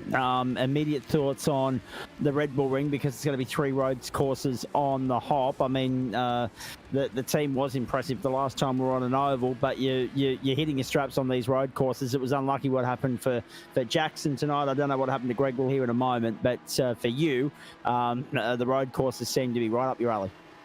100%. Yeah, no, it's being I've been on iRacing for a fair while now, but haven't really got any experience, to be honest with you, with the oval side of things. Just learning the different strategies, learning how to drive the car smooth. Just learning everything really there is to know about oval racing. I've always been a road racing guy, sort of thing, whether it be an iRacing or a Assetto Corsa or whatever it might be. But yeah, definitely my strong suit. Obviously, like to push to the end with the Indycar and give the Porsches a red hot go next season as well. That would be really, really good. Obviously, try and get back into the GT3 as well at some stage, and yeah. If you're an AFL supporter at the moment, you might be throwing up the white flag at the end of the third quarter if you're a Western Bulldogs supporter, folks, because they're down by 6 goals at the moment. 77 plays 41 going into, well, it's not quite three-quarter time just yet. Aidan, knowing that ovals are the Achilles heel, so to speak, how much extra time goes into learning the brickyard and the ins and outs of that? Probably a fair amount. I haven't done any laps, to be honest with you, yet. But yeah, doing some practice beforehand on the previous ovals was definitely crucial. Just learning out, obviously learning fuel strategies and things like that. Obviously, that's a very crucial thing in all of these races. Really, fuel is such a crucial thing. But I think just mainly just watching, videos and things on VRS and just taking pointers from those guys and just really getting any information I can really, and just to how to improve the oval side of things and how to position the car better during the race and all those types of things. I think tyre wear as well is something I struggle a little bit on with the ovals, not so much as other things. But yeah, all in all, something I do need to improve on. Road side of things I'm pretty proud of myself with, but yeah, ovals definitely need to do some improvement. Indeed, that is three-quarter time at the MCG, folks. Just so that you're aware, 6 goals in favour of Hawthorn over the Western Bulldogs. It's a long road back from there. And I've got a colleague that I talk to on radio every Saturday morning that might not pick up tomorrow morning because he's a Western Bulldogs supporter. Time will tell. Tune into West Brom at about 11:15 if you want to find out the answer to that one. Aidan, grand final week for everything else next week. How are we sitting there, and how are the nerves going into that? Pretty good, to be honest. I think that's sort of one of my strong suits, just keeping the nerves at bay sort of thing. But yeah, I think Indycar is my main focus at the moment. So just, trying to get through Austria, trying to just do the best I can at Indy as well. I think that's the only real thing that I've got going on with the championships this season, just smashing out of Indycar. But definitely hope to get some involvement in some more series next season, that's for sure. And definitely a top 5 there for the taking. Depending upon how results go in the final round, because you're only 11 points off Dane Snadden and Ryan Campbell, and you're only 15 points off Ben Pedersen, who's third at the moment. 41 points there, actually, the margin, folks, between Matty Dench and Sam Muir. Muir, in fact, definitely the only person that can deny Matty Dench a 10th Porsche Cup title. Aidan, well done, mate. Congratulations tonight. Clinical performance, great win. Held off. I mean, Daniel gave you a little bit of a hurry up there at 2 points before the third and final pit stop, and then soon after as well. But you managed to hold that off, withstand the pressure, and win by 2.6, mate. First repeat winner of the season and championship lead as well. Enjoy the week, and we'll see you on Monday night in the GT3s, and then, of course, here next Friday night as well. 100%. Awesome. Cheers, guys. Thank you very much. There he is, race winner Aidan Luthwaite from the Risky Business Racing Stable. We'll get to Risky Business's team leader in just a few moments. Let's go to Paul Wood, Tyson Broad and Kurt Nommensen in the meantime. I'll start with you, Kurt, because normally I do start with you, and you've been very patient tonight. 11th, last one on the lead lap, survived a little bit of a heated battle, actually caved, yielded on Adam Lavis there in the closing stages. He gets a top 10, you just miss out. But a good showing, and did well to, at least after the safety car, keep your nose clean. There were a lot that couldn't tonight. Yeah, no, with the battle with Adam, I gave him a bit of a run, but he just held me out wide enough after that chicane, and I got a little bit loose on exit, so I couldn't keep the battle going. But no, he was a little bit quicker than me on those Red Bull tires, so I had a good battle till then. Good racing most of the night. I think I was running around by myself for 90% of the race anyway. So no, I'm happy with 11th. Definitely not where I was expecting to finish. I was expecting to finish a lot lower, so I'm happy with 11th. Hard to run around on your own at the best of times, but on a circuit like this, when we've had as much trouble as we've had with incidents and spins and car-to-car contact, probably the further away from anyone, the better. Yeah, I was just, doing laps, and every so often there'd be a car just end up off the track, and I'd just take another position, and I just kept chipping away at lap times, and was running decent lap times, not too bad, so definitely a little bit of room for improvement, and I can't complain too much about that. Not at all, not at all. And the problem is whinging and and complaining is that no one listens after a certain amount of time. In saying that, though, mate, another strong result, some good points, and this was a bit of an unknown entity because these cars don't necessarily, they probably do suit this circuit in a way, but the racing that they put on and they're known for probably isn't suited to this circuit, is what I'm trying to say. What are your thoughts on the 2 rounds to come and finishing it off on fast flowing circuits, particularly, the Indianapolis Motor Speedway is full tilt for the whole lap just about, and 500 kilometres, and next week the Red Bull Ring, well, we're synonymous with that venue. Yeah, I'm looking forward to Red Bull Ring. I did a few laps before it was meant to be on, so I'm not too unfamiliar with how this car goes on around there. I just have to learn how I could best use the push to pass system there, because with the changes I actually really like that. It gave me a good battle at the end there with Adam, working out if he had push to pass still, and I still had a bunch banked up. And that's the thing as well. Some people have it, some people don't. Some people use it, some people don't. I don't think Paul Wood used a terrible amount of it tonight. I'll get to him on that in just a few moments' time. But that's going to change the game a little bit. It's going to be a little bit of time for everybody to get their head around and adjust their gameplay accordingly, and how they go about it. Because as we saw tonight, Aiden burnt a fair bit of his after the safety car, and then in that second to last stint he burned a lot there. Daniel had more to burn in the final stint, but they both found a way to end up on 0. Yeah, I think I ended up very close to 0 or on 0 at the end of it. I was using a lot to try and keep Adam at bay and then catch back up once he did get past me, so I'm kind of glad I had it banked up at the end. But yeah, definitely a lot more strategy can be played out now with this. Indeed it can be, mate. What's the weekend look like? And obviously next week, grand final week, obviously not a pressure for Indycar, but what are you most looking forward to about it? Yeah, this weekend I think I'm going to try and do the eye tested, to do a bit more testing with the new splitting system, which seems like that'll go not too bad. And I think just mainly doing laps for Fuji on Monday night, and at the mountain I'm feeling pretty confident about supercars, so we'll see how we go there. Indeed we will. Not quite full-time in the NRL yet, folks, but the Roosters lead the Rabbitohs 36-22 as we go around the grounds. I still can't believe we lost in the soccer to Bahrain last night. My goodness gracious me. Hey, Kurt, with regards to the content drop earlier in the week, there wasn't too much there in the way of surprises, but as a BMW GT3 person, I must say I took a double take when I saw that they've got an update with GT4. What else impressed you with the update? I actually really like Cadwell Park. I did a race last night. I'm glad you did mention that while Connor Nixon was here. Well, I've been running the slower cars around there. It's a lot of fun with the slower cars. I ran the Legends around there last night, and that was honestly a blast. And then the Revolution boys today, Brooksy and that, we had a bit of fun with a bit of a hostess session with some of the stupid fast cars and just see how they went around there. But not much. I did try a little bit with the BMW, and I actually really liked the BMW, the new GT4.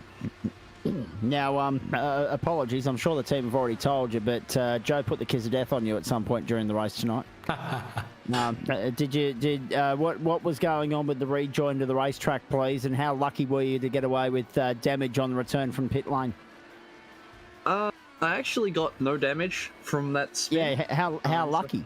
How lucky? Yeah, I thought I was going in the fence, and yeah, no, but no, I don't think I had too much in the way of damage at all throughout that race. I think the little bit I got when I hit Sean was just awkward timing, because right as I hit the accelerator is when everybody checked up in front of me and I couldn't react in time.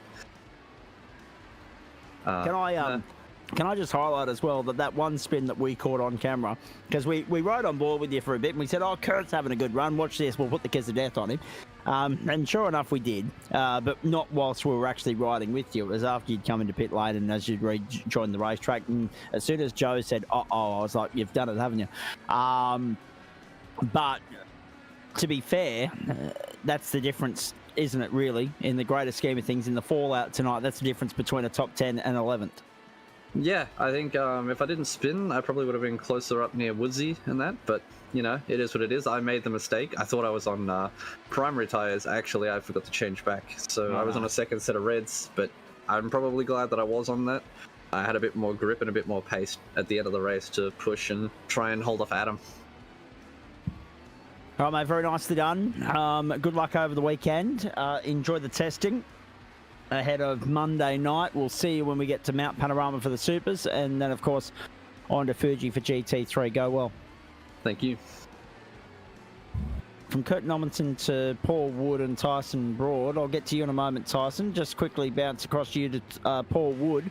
Woodsy, up 5 spots. That's how you normally like to operate, going in the right direction. Well done. Well, I got there in the end, but yeah, would you believe that race went exactly to my plan with everything that happened in it? Wouldn't believe that at all, would you? Yeah, it was a bit of one of those nights. I'm like, wow. When I finished the race, I'm like, that did not go to plan at all. I was on the back foot. We've been in this game. We've been in this game far too long now. We've been broadcasting on these platforms for 4.5 years, Woodsy, and there's certain nights where if you come in and say something like that, the bullshit meter's just going ding ding ding ding ding ding. We kind of know that it didn't go to plan, but you're going to try and sell it as though it did. Yeah, it just from the start, basically, I just went backwards and backwards. And just everything that I suppose could go wrong did go wrong. So yeah, I was just getting mighty frustrated to try and make some ground there. But yeah, made a few at the end. I think only because some people made some mistakes. So I got some positions, managed to get a little bit of points. But yeah, hoping for a far better result than what I got. Even though 7th is not too bad, but if I didn't get caught up early on with a couple of few little incidents, maybe possibly a little bit higher, even though I'm getting up there with the guys who are a bit quicker than I am. But yeah, all in all, it's I'm glad to see the end of that race. It was one I put in the history books, but I'll take the points and run and see what we can do next week. Woodsy, I've got good news for you, mate. Because I'm looking at Adam Lavis update the points table at the moment. You and Fred Calm are battling for 3rd in the championship tonight because of Dave Oliver running into trouble, because of Chris Noble running into trouble, and you're 3rd in the championship by 3 points at the moment, I believe. So there you go. There's still something there for the taking, even though 7th wasn't what you were hoping for. Every point counts, and consistency is key. Yep, 1 and 2 are gone. Luthwaite, Lavis, forget about them. But certainly a top 3 podium finishes there for the taking in this championship, which means, Woodsy, we might actually have to twist your arm and get you to come and run at Indianapolis. It is quite possible. We'll see how we go. Next week will be the deciding factor. So watch everyone pull over and let me finish in first place, so I have to do it. Exactly. Exactly. There are the updated points, folks. And I said that our mate Aidan Luthwaite would have a comprehensive, commanding lead in the championship on the back of the win tonight. And he does now. 325 plays 295, Adam Lavis. 225 Paul Wood, 222 for Fred Kahn, and 200 for Dave Oliver, the top 5. Chris Noble, costly flip out of pit lane for him tonight, 197. No drop rounds to fall back on there. Eduardo Zamora, 168, and Wayne Visser, 166. Greg Heaney, 164, as well. So, I mean, it worked out well for Luthwaite and Lavis. They guaranteed tonight that they cannot be caught. They will fight it out amongst themselves with the drop round situations. But for those that couldn't afford for things to go wrong tonight, a la Chris Noble, luck was not on their side, which was unfortunate. 28 points the margin too. The Dogs have scored the first 8 points of the final quarter. It's 7-7 playing 11-11 at the moment. 77 plays 49 at the Melbourne Cricket Ground in front of 95,000 people, none of whom are watching what we're broadcasting here, folks, but I've got one eye on the AFL and one eye on the sim racing, and rightly so. Woodsy. So, I mean, obviously consistency is key, but luckily also for you that your trouble occurred before the competition caution. You were able to avoid trouble after that and have a clean run to the checkered flag. Others weren't so lucky. Yes, I was lucky with that because I had a fair bit of damage 2 times. I had to do a tour through the pits to fix some wing damage, that sort of thing. So lucky that happened, but I would have liked to have been able to get on the back of the pack with the caution, just so I was sort of there ready to go. But still had a bit of ground to catch up. I think we were still probably about a quarter of a lap to a third of a lap behind when it went green. But so just a bit of a battle. I just put my head down and thought, let's just try and recover and get whatever we can get. So the only good thing was the fresh air or the open air allowed me to have full bit of aero there, so I could put the Reds to work quite well. So it got there. Like I said, I'll take it. I didn't think I was going to get anywhere near the top 10 by the time the safety car had come out, but just a bit of luck went my way. I'll take it. We're running next week, and let's see if I can get a bit more luck my way. And it's a tricky circuit to master, Magny-Cours, isn't it? But so too is the Red Bull Ring. Those hairpins can catch you out. What are your thoughts? Well, firstly, what were your thoughts on the Magny-Cours circuit, and what are your thoughts and expectations for the Red Bull Ring? Magny-Cours, I find it's a rhythm track, and once you get that rhythm, it's quite a good flow and that sort of thing, and it can work well. But if you're not settling with rhythm, which EGL wasn't tonight, it can become and it feels like a real technical circuit. So you've got to be on the ball to make sure you're hitting your brake markers right. You're being careful on the right foot, because it's very easy to loop these things on corner exit if you get a little too excited. But all in all, I enjoy the track. I think it's a fun one. Red Bull Ring should be a good track. I think it's a bit more open, so you've got a bit more room to make some passes, that sort of thing, some good braking zones. So if I can get the braking done well, I think it should be a good race, some nice flowing corners. So I look forward to it. Like I said, hopefully another decent result, and let's take it all the way to the final week and see where we're at. And let's hope we see you trying your hand at the Indianapolis Motor Speedway. In fact, I'm looking forward to, as your teammate Nick Fodiatis rejoins us here in the central commentary position, just how many cameo wildcard appearances there might be that night as well. I mean, anywhere up to 33 cars on the grid at the Indianapolis Motor Speedway will be a sight to behold. Woodsy, what's the plan for the weekend and preparations for Monday night? Well, now with the little tweak they've made to the Mustang, I'm really interested to get in and give it a run. I think they may have actually nailed down part of what the problem was, so I'm really crossing my fingers. Maybe a little too late for the season, but hopefully the car will be a bit more of a pleasure to drive. Other than that, I've just got a bit of skinning to do for liveries, because they've also made changes to the spec layer, so I've just got to check all the skins are still going to work properly. So a little bit of work over the weekend. I've got to get the BMW, the new one, M4, up to scratch. So a little bit there, but bit of practice, and see how we go on Monday night, and hopefully far more enjoyable than it's been for the previous 9 weeks this season. Yes, hopefully so. Check back in with us on Monday night and let us know, please. In the meantime, mate, good luck for the weekend. Good luck for Monday night, and we'll check in after that. No worries. Thanks, guys. Just having a look at the AFL situation, the poor old doggies. They need desperately to get the ball down the other end of the ground to put some points on the board here. Otherwise, they are planning their summer holiday tonight. Let's go to Tyson Broad at this point in time. Fourth, mate. Not a bad run. Up 6 spots on where you started. Sum it up for us from your standpoint, if you may, because that was a good charge. Yeah, definitely, especially after crashing on lap 2, I think it was, and being about 30 seconds behind on the pack. at one point or another. So to only end up about, I think maybe 18 seconds behind Aiden at the end was pretty good. Actually, I'm looking at the results now. I was only about 15 seconds behind. And yeah, just race really came to me after that safety car. Was able just to push on quite hard on the Reds.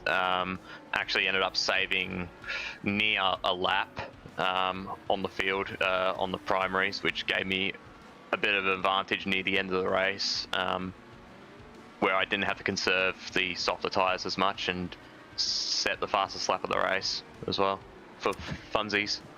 Well, that's exactly right. You lit up the purple boxes twice in the closing stages there, mate, and did it comfortably. But in saying that, talk to me about the early incident, because obviously getting the competition caution where you did allowed you to get some time back and latch back on to the train, but it's always difficult to come through the field with what was about 2/3 of the race to go. Yeah, it definitely was. Yeah, just clipped the curb at the final chicane wrong and spun out and got collected. So that was basically the incident, and then had to limp back to the pits for the full lap, which is not ideal. You'd arguably hope to have that happen before that chicane, so therefore you can just dive straight in the pits.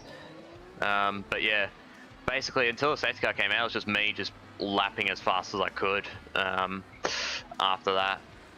So yeah, it wasn't as though I was, passing cars left, right, centre. It was only really after the safety car that I was having to do that. But yeah, no, it's always fun to pass cars, and I guess it develops you a little bit if you're passing guys as well. With a bit of racecraft as well in these things. I don't get into them too often, but yeah, nice to get in and have a rip. Indeed. And you say you don't get in too often. Desire to come back and do more? We'll see. I've probably got to concentrate on Bathurst and the supercar from now on, as soon as I do have probably 2 quite big races in it moving forwards. So yeah, huge couple of weeks coming up for anyone that goes to Bathurst in the supercar in the main series. Yeah, especially, and with Scott's being delayed as well to mid-November as well. It's also going to be helping with that as well for the team. But yeah, not getting in these things that often. I actually got in just before qualifying started, so my practice was qualifying. So yeah, probably not ideal to have that. I would have liked to at least got like 5 minutes just to suss out the car and track. But oh well, make the best of a bad situation, I guess. Turns out too much Bathurst is never enough, Nick Photiadis. I'll get your thoughts on that very shortly. Tyson, going back to you, the interesting thing with regards to your race being skewed from the outset is that you weren't alone. There were a lot of cars on pit lane at the end of the first lap, if not the second. Yeah, exactly. Yeah, and I happened to be one of them. So yeah, it definitely compromised my race result. I reckon with the pace I had, I could have challenged Aiden for the win at the end. But it is what it is. He drove well to hold off Daniel. And yeah, just unfortunately was probably a bit too far behind Jackson to have a proper crack at him. Indeed. Now, for those of you tuning in, Roosters defeated Rabbitohs 36-28. Australia are going to play Scotland at 11 o'clock in a T20 International. And, of course, the US Open men's semi-finals tomorrow morning from 5 a.m. So no reason to go to bed at the moment. All the reason to stay up, keep the coffee brewing and tune in and enjoy a great night of sport. Not least, of course, the Paralympics. Goodwood Revival's on at the moment too. Exactly, and MotoGP practice from Mazzano. So a lot of good sport coming up this weekend, both of the motorsport variety and otherwise. Tyson, before we say goodbye to you, obviously supercars coming up. What else is on the racing radar over the course of the next 7 days, if you don't mind me asking? Honestly, probably not a whole lot more. Once I get into something for a big event, I don't really want to get out of it and do something else in the meantime. So it's probably just going to be that from now on. And yeah, don't really know what else would spark my interest, I guess. Fair enough. Fair enough. Well done tonight. Hopefully see you somewhere in the next couple of weeks, if not definitely on Circuit of Mount Panorama. I know that there's some miles to come there on Monday night for our boys in Super 2 and Super 3. But good luck with the rest of the sim racing season, mate. We enjoyed watching that tonight. That was a good charge. Yeah, thank you. Go Blue Baggers. Against Brisbane tomorrow night, yes. Rematch of last year's prelim final. And at the Gabba. Oh boy, a lot to be excited about there. I'm just glad that I'm not going anywhere near the Gabba because it's a mongrel of a joint to get to at the best of times, least of all when there's a full house. I'll be watching it from the comfort of the lounge after hopefully a Swans win over GWS. Let's bring in Greg Heady at this point. Thanks, Tice. Mates, we'll get to your race in just a moment. We'll get to what happened to Jackson as well, but really at the top end of town, Aidan Luthwaite's in a really sweet spot at the moment, isn't he? Yeah, can't fault the bloke at the moment. He's doing an absolute cracking job for us. He drove an excellent race yesterday, or last night I should say, in Porsche Cup. That is a very interesting track to drive in a Porsche Cup car at Algarve. It was perfectly fine in a Corvette on Monday, but yeah, a whole different beast throwing a Porsche Cup around there. But yeah, no, he did a cracking job in that one. I think he had about 5.5 or 6 seconds gap at the line, so he just drove away from the rest of everybody. And then obviously, yeah, tonight with the win as well. So yeah, no, can't fault him at the moment at all. So. The absence of M. Dench was interesting, and by gee, Aidan's going to get well acquainted with the Red Bull Ring next week, where I believe we're there for the Porsche Grand Finale and then also for Indycar. But the absence of M. Dench makes all the difference there, doesn't it? Well, yeah, but I mean, even I think the last round that Matty Dench was there, I know Aidan was close to taking it up to him. I've just had our Discord going off, but both I know Jackson and Aidan are very, very keen to make a good hard push at the Porsche Cup for next season. So yeah, they'll be going at it hard as for next one. But I know, yeah, as I mentioned, that the last time Matt was on in the session with us. Aidan was doing his damnedest to take it up to him for as much as he could. So I reckon he'll get there at some point. Indeed. We call him the Denchmark. Everyone's trying to catch him. Heaven help us how good it's going to be when someone eventually takes him to task. And I'm not talking about superhuman Cody Death either. I'm talking about the likes of Aidan, who have shown so much promise through their development phase. I mean, Deeth's in a league of his own on the global stage, not just here on the platforms of the GSRC. Now, talk to me about tonight. Yes, the win for Aidan, and that was clinical, and it was important as far as his championship's concerned. That's well and truly there to be iced over the course of the next couple of weeks. We've got IndyCar, of course, from Indianapolis in a fortnight. That'll determine the lot. We know that Adam Lavis is a gun on ovals. Talk to me about your night. You ended up down in 13th, a lap down. And also, unfortunately, Jackson got caught up in some garbage towards the end there and retired. Yeah, no, Jackson and Mark Gomes were trying to fight for the same piece of pavement, and unfortunately Jackson came off second best in that one. So I believe the boys have had a discussion outside of the sim and come to a mutual agreement on that. Myself, I was just happy to finish. I did a handful of laps in practice, and it just felt like the car just did not want to behave itself. You put it anywhere near a curb and it's just like, yes, it's going to hop and skip and try to turn you around. So it's like try to avoid the curbs at all cost, regardless of how flat that they are. No, yeah, I was happy to finish. Had some good racing with a few of the guys around there. watching my replay back now at the moment. I think this is the lap where I almost killed Eduardo coming up into the hairpin. Oh dear. I was on the push to pass button. Sure. There it is. On the way up the straight, and I had to take avoiding action. But Eduardo obviously made a switch on the inside, and he lost it, and he gave me the place back. I was going to give it back to him, but yeah, it just worked out neatly in the end for the both of us. So at least we made it through the corner.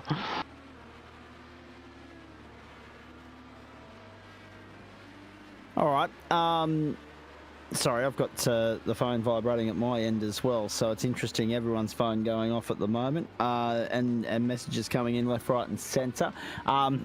Just quickly,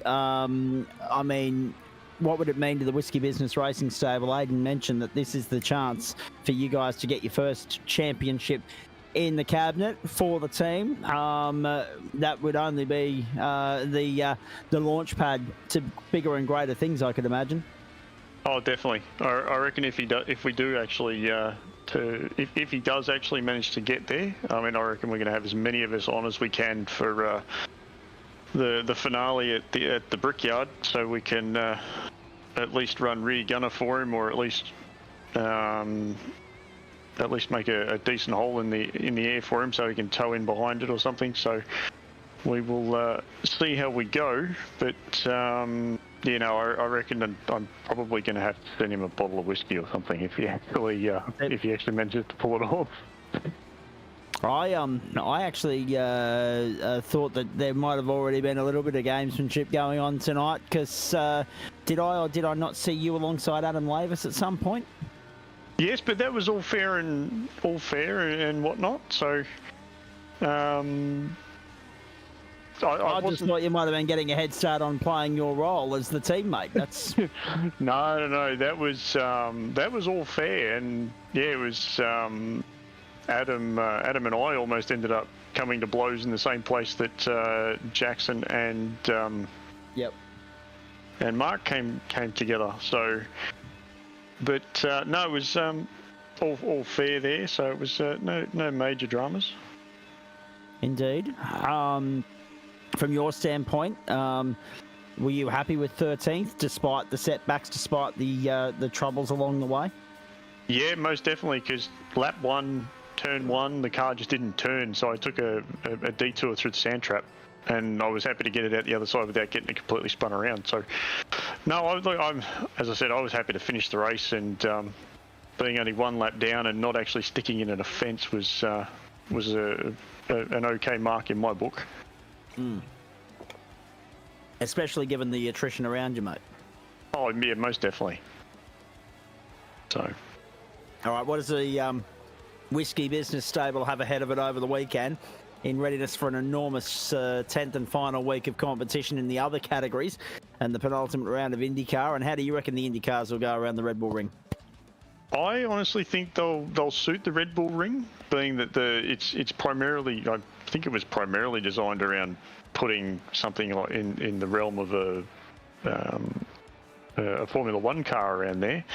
So I would honestly think that the Indies are going to suit it pretty well. Obviously, you have the added bonus of now having push to pass, and as the other guys are saying, is the 200 seconds certainly makes for better usage availability, as opposed to, press the button, you've done a very short straight, well, now you've burnt that usage of it. Whereas now you can use it, as I was saying, is a lot.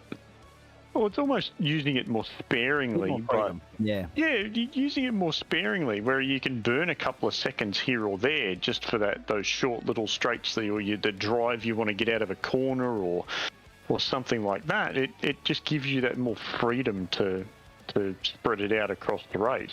So stay with me, Greg, because I'm going to bring in Nick Fodiatis at this point in time, because you mentioned sparingly. I mean, Nick, Paul Wood, 119 seconds left. Fred Kahn, 114 seconds left. They've barely used it at all.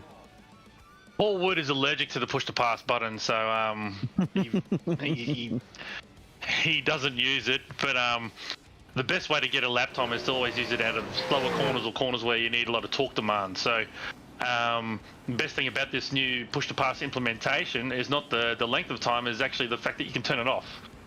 Yeah. So, excuse me, if I had my way, I think I said this to you earlier, if I had my way, I would have restricted the guys to 80 seconds, but you still use it on the boost coming out of the final chicane there. You probably use a little boost coming out of the Estoril turn. Oh, Greg, what are you doing? There it Need is. a bucket and spade.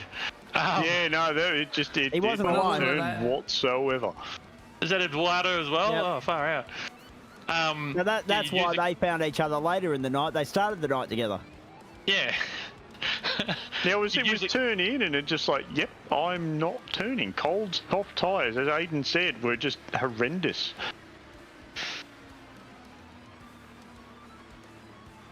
Oh dear. 4 minutes to go at the MCG and 29 points the advantage as well, guys.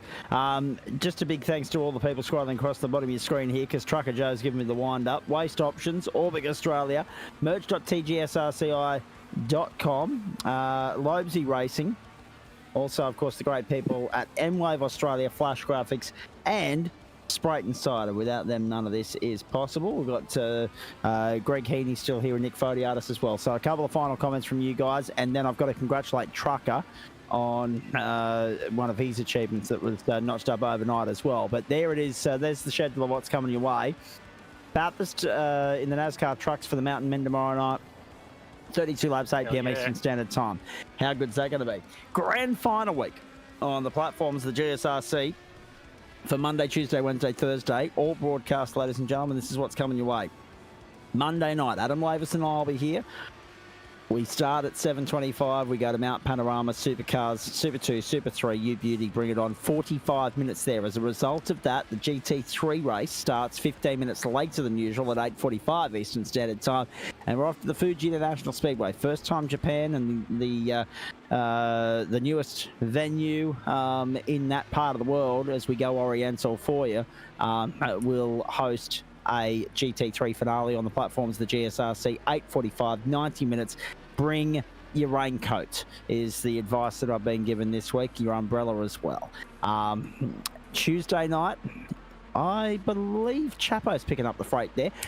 Introductory formula from Lime Rock Park, the Formula 4s. I was outvoted. Liam Banks wants to race this one, so he wants to do Wednesday night. I was happy to do all week, but he's going to do Wednesday night, so I'm going to do Tuesday night.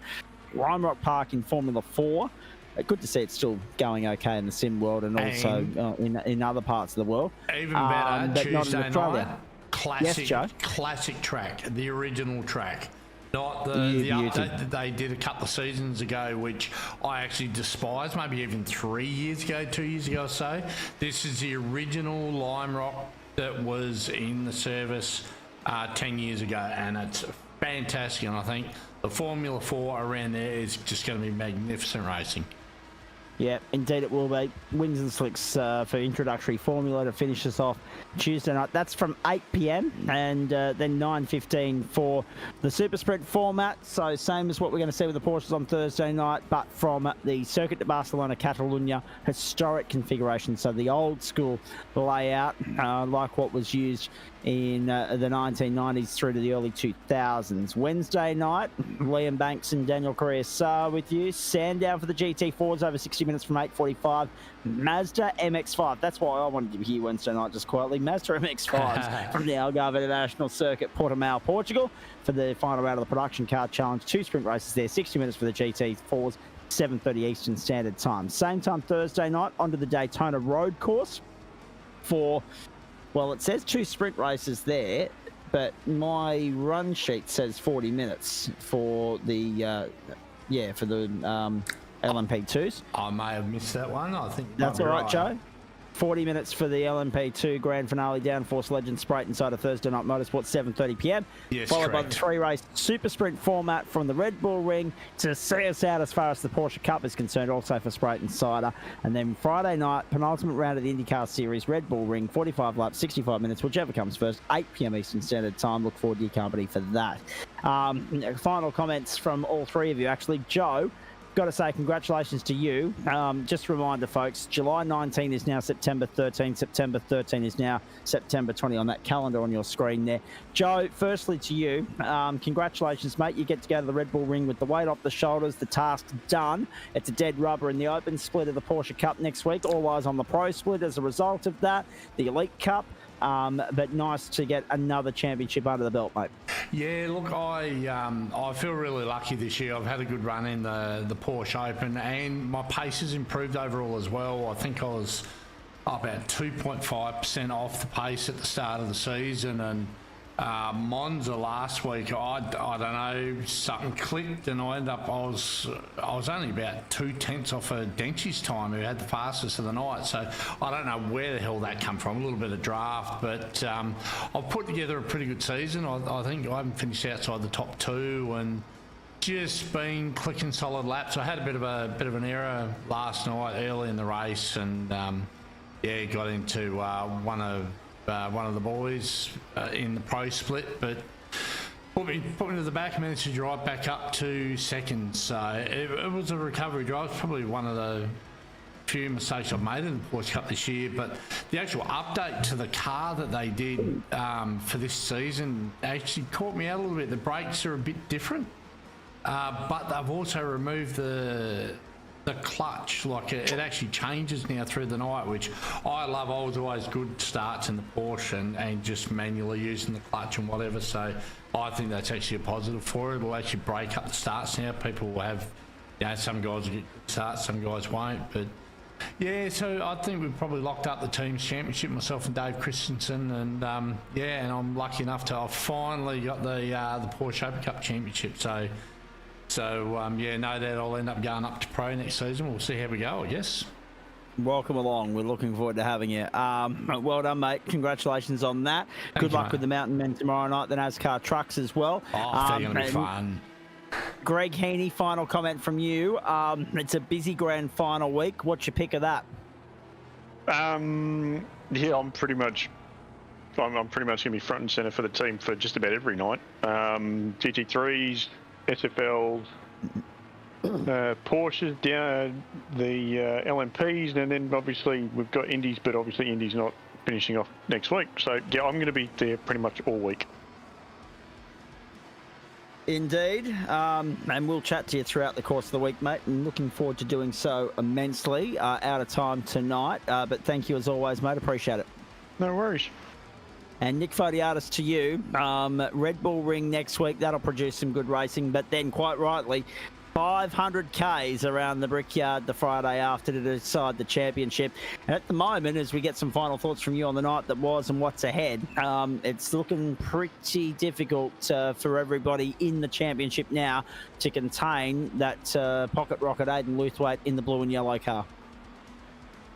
Yeah, look, still 2 rounds. I believe the final round is double points, or maybe 1.5 or something. We'll find out. Because I've extended the race now. So, yeah, so 125 laps, 500k. So that should be a long one and a fun one. I'm super jealous because I want to be out there and racing with these guys, but alas, somebody has to keep them under control. So that'd be me. As for the Red Bull Ring, as simple as it looks, I love the place. All cars go well around there and provides at least 2, maybe 3 good passing spots. So that should, I guess it puts a premium on driving conditions rather than the technicality, so to speak. Look for fireworks next week because it's getting more and more rowdy as each round goes by. So yeah. Indeed it is. Indeed it is. Thanks, mate, for your efforts in race control tonight and for jumping on in here to have a chat to us after the fact as well. Appreciate that as always. Of course, this is your baby, the Indycar series. Looking forward to next week already. Thank you to you as well, Joe Baldwin, for producing the broadcast for us. Thank you to you at home for tuning in. We sincerely hope that you've enjoyed it. Breaking news from the Melbourne Cricket Ground. Hawthorn home by 37 points. They go through to take on Port Adelaide next Friday night at the Adelaide Oval. Of course, we've got Sydney and GWS, Brisbane and Carlton tomorrow. Merch.tgsrci.com or GSRC.myshopify.com to get your hands on some of the great paraphernalia with the GSRC branding all over it. Shirts, jumpers, stubby holders, bottle openers, you name it, we've got it.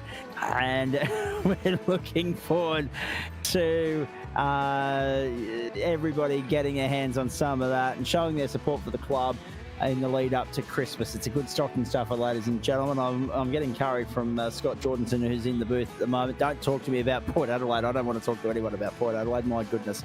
Fantastic stuff.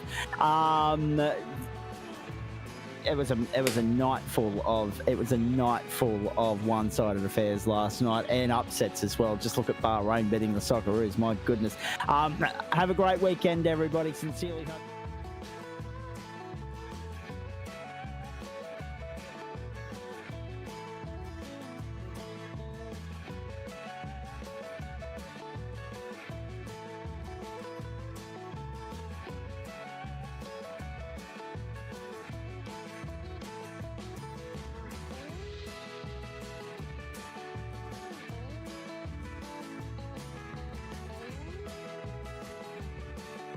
Tomorrow morning as well. Oh, geez, it's a good time to be a sports fan. On behalf of Joe Baldwin and the crew here, Nick Fodiatis, the rest of the team, I'm Zach Cadden, wishing you a very good night and a great weekend, everybody. Bye for now.